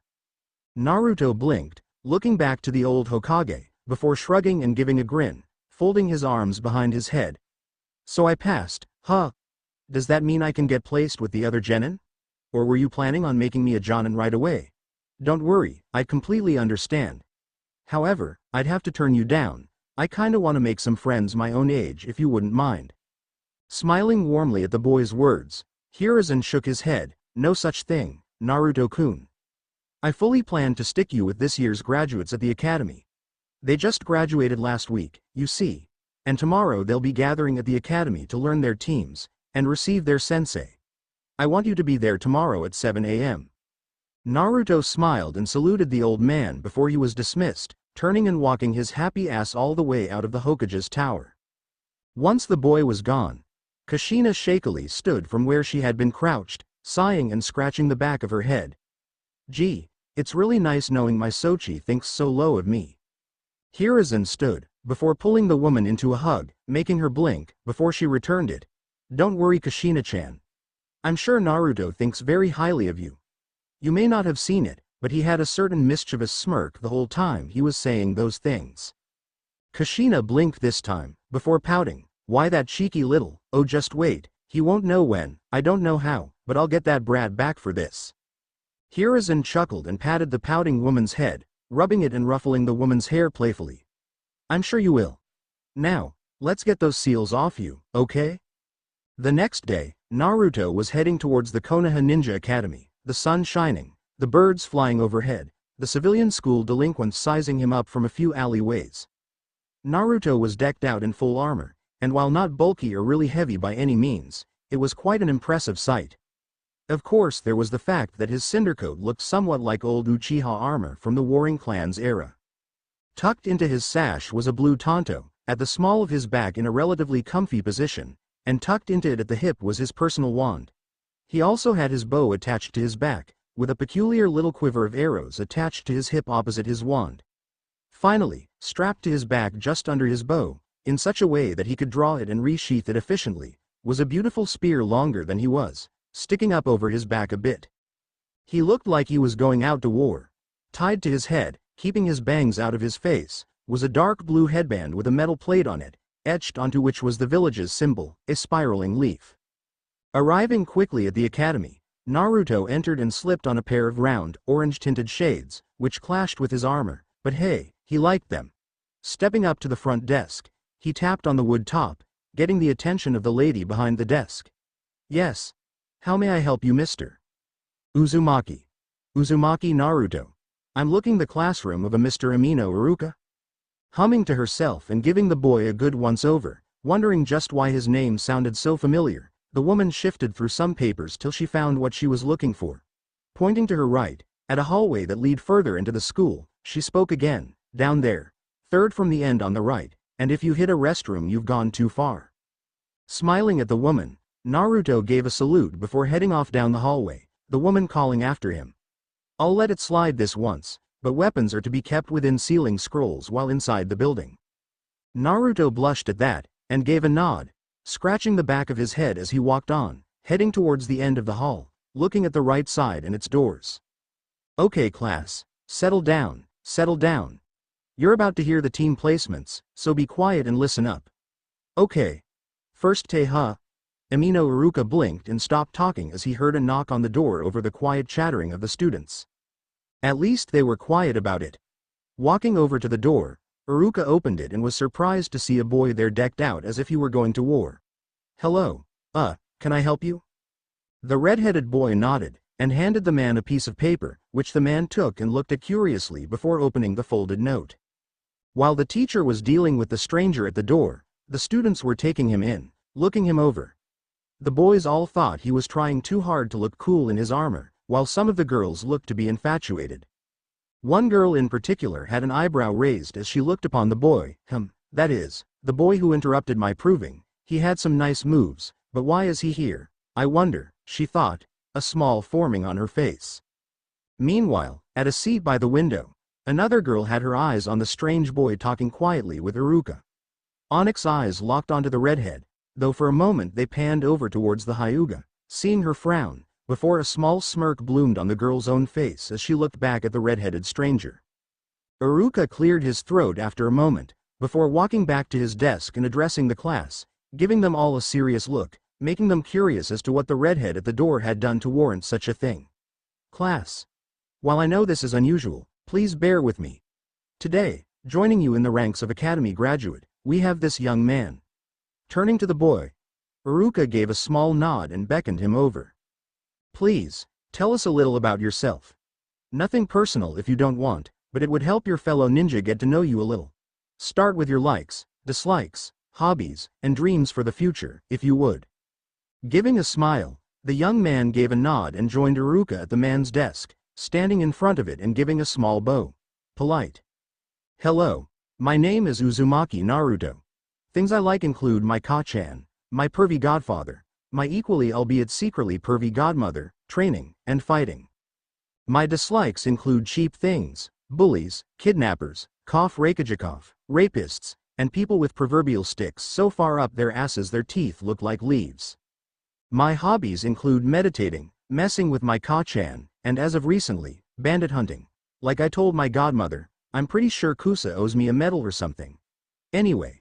My dreams for the future are to get so unbelievably powerful that I get a flea on sight order in the bingo books, and to one day humiliate if not mutilate a certain dark-skinned individual. At this, one of the boys of the class couldn't handle the temptation, and thus shouted out, "Racist bastard." Said boy got a piece of chalk flung at his head by Iruka, which knocked the boy back into his seat once it impacted his forehead. Nice shot, Teach. The man blushed at Naruto's praise, before waving him off bashfully. Is there anything else you'd like to tell the class before I assign the teams? Humming and stroking his chin, if only he had a cool beard, Naruto tilted his head, before biting his bottom lip. Yeah, though I only hope I'm not supposed to keep quiet about it. But what the hey? My name is Naruto, and I'm the new Toad Sage of Mount Myoboku. The class exploded with accusations and denials, since Jiraiya was a significant, if small, part of Konoha's history, well known as the Toad Sage, connected to the legendary mountain Mount Myoboku. In her seat, Hinata's eyes widened in shock at the boy's claim, since sages were notoriously powerful and respected individuals. To believe that this dopey boy was connected to such a man to the degree he could claim to be the man's successor. It was inconceivable. Incomprehensible. Not possible. It had to be a false claim. Meanwhile, the girl with the onyx eyes was looking at the redhead in a new light. Before he had simply been a way to annoy that Hyuga bitch, but now that he'd revealed himself to be a sage, if she came home with this boy, her father would undeniably be very proud. Plus, if she could still use him to annoy the Hyuga bitch, then it was killing two birds with one kunai. Quiet. Calm down class, I'm sure he was just kidding. Naruto-san, you were kidding, right? Not that such a thing is a very good thing to kid about. Shaking his head, Naruto pouted and crossed his arms over his chest. Nah, I'm being completely serious. I lived on Mount Myoboku most of my life, training with my godfather and the toads. Ma and Pa taught my senjutsu when I was young, and I mastered it a long time ago. Ma and Pa? You expect me to believe your parents taught you the art of the sage? I twitching. Naruto reached up and bit his left thumb, moving through a string of seals in quick succession, before slamming his hand down on the floor. A sealing matrix spread out, before a poof of smoke plumed upward from the seal. Naruto-chan. Why'd ya have ta summon us? You in some kinda trouble, lad? Simmer down, ma. Can't you tell? We've been demoted, we're show and tell, don't ya know? When the smoke cleared, it was shown to be two large bipedal toads, both a light forest green in color, one with a balding head and a goatee, the other with earrings and hair that looked like a big purple fro. The former of which promptly struck Naruto over the head with its walking stick. You idiot, you told him you were the new sage, didn't you? Simmer down, pa. Can't you tell? The boy can't keep his mouth shut, don't ya know? Ma mocked, arms crossed as she looked snippily away from her husband. Always gotta turn everything into an argument, don't ya? Anyway, I won't fall for it this time. Naruto-chan. You aren't supposed to let people know what you are all willy-nilly. What if some of these brats turn bad?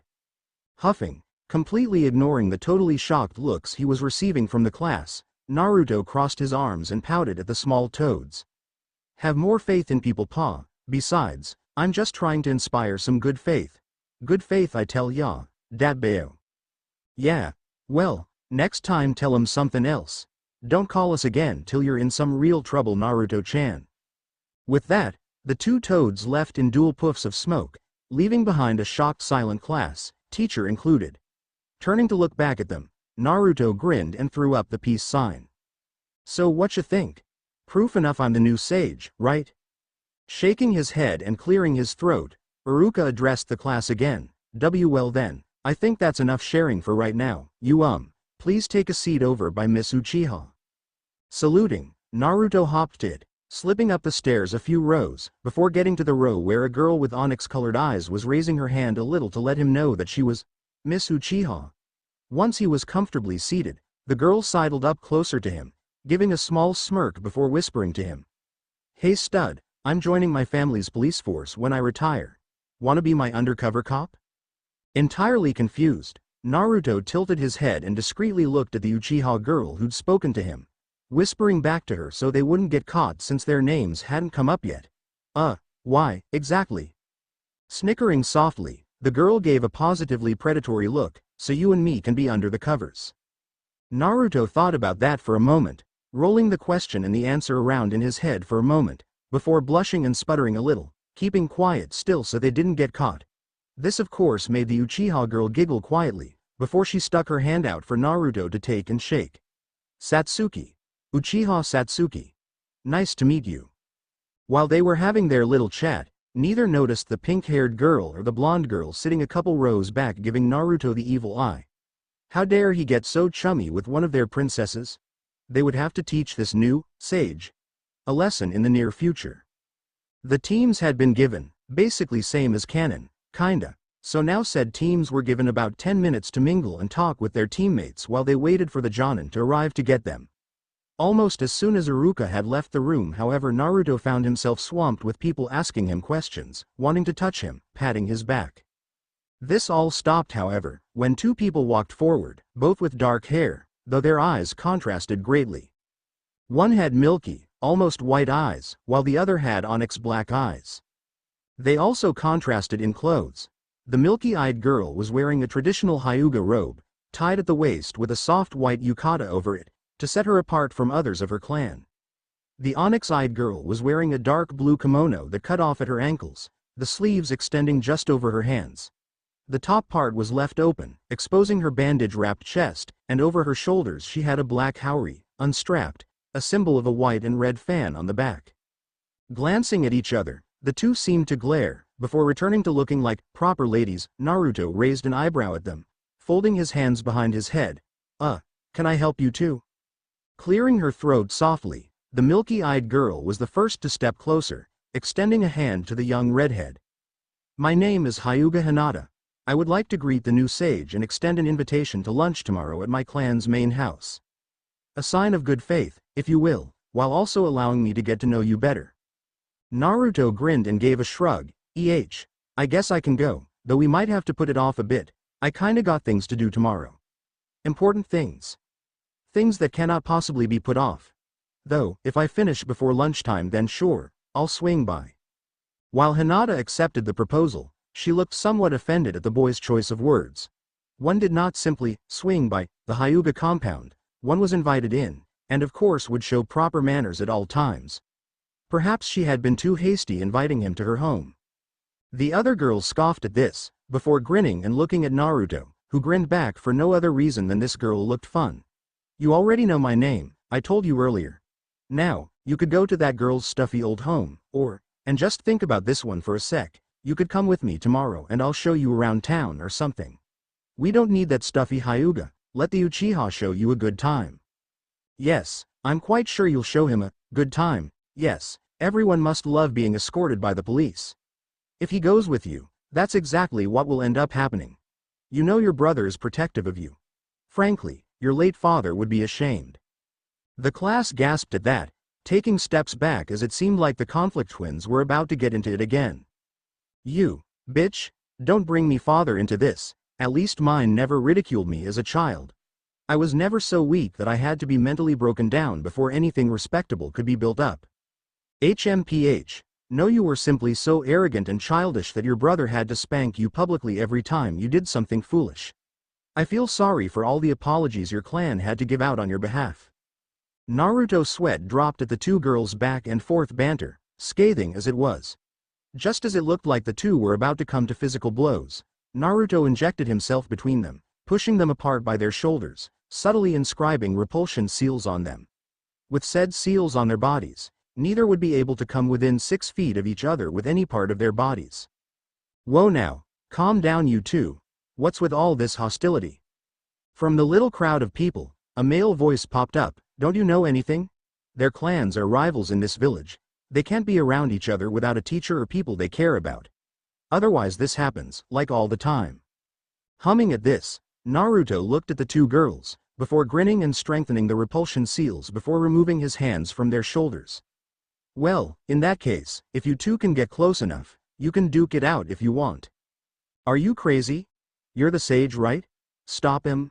I am, you moron? Sheesh, you think I'd let two people just knock each other about without a plan?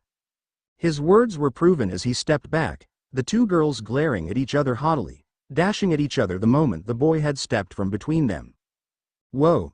The fuck? The moment either of them got close enough to strike the other, the seals Naruto had left on them flashed, and the girls flew back away from each other, knocking over a few people in the crowd of students. See? I had a plan the whole time, what'd you do?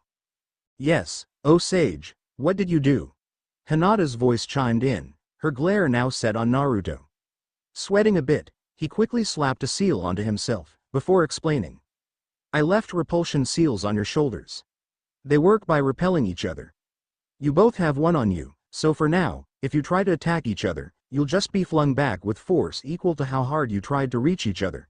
See? To prove his point, Naruto, his own seal active, walked towards Hinata.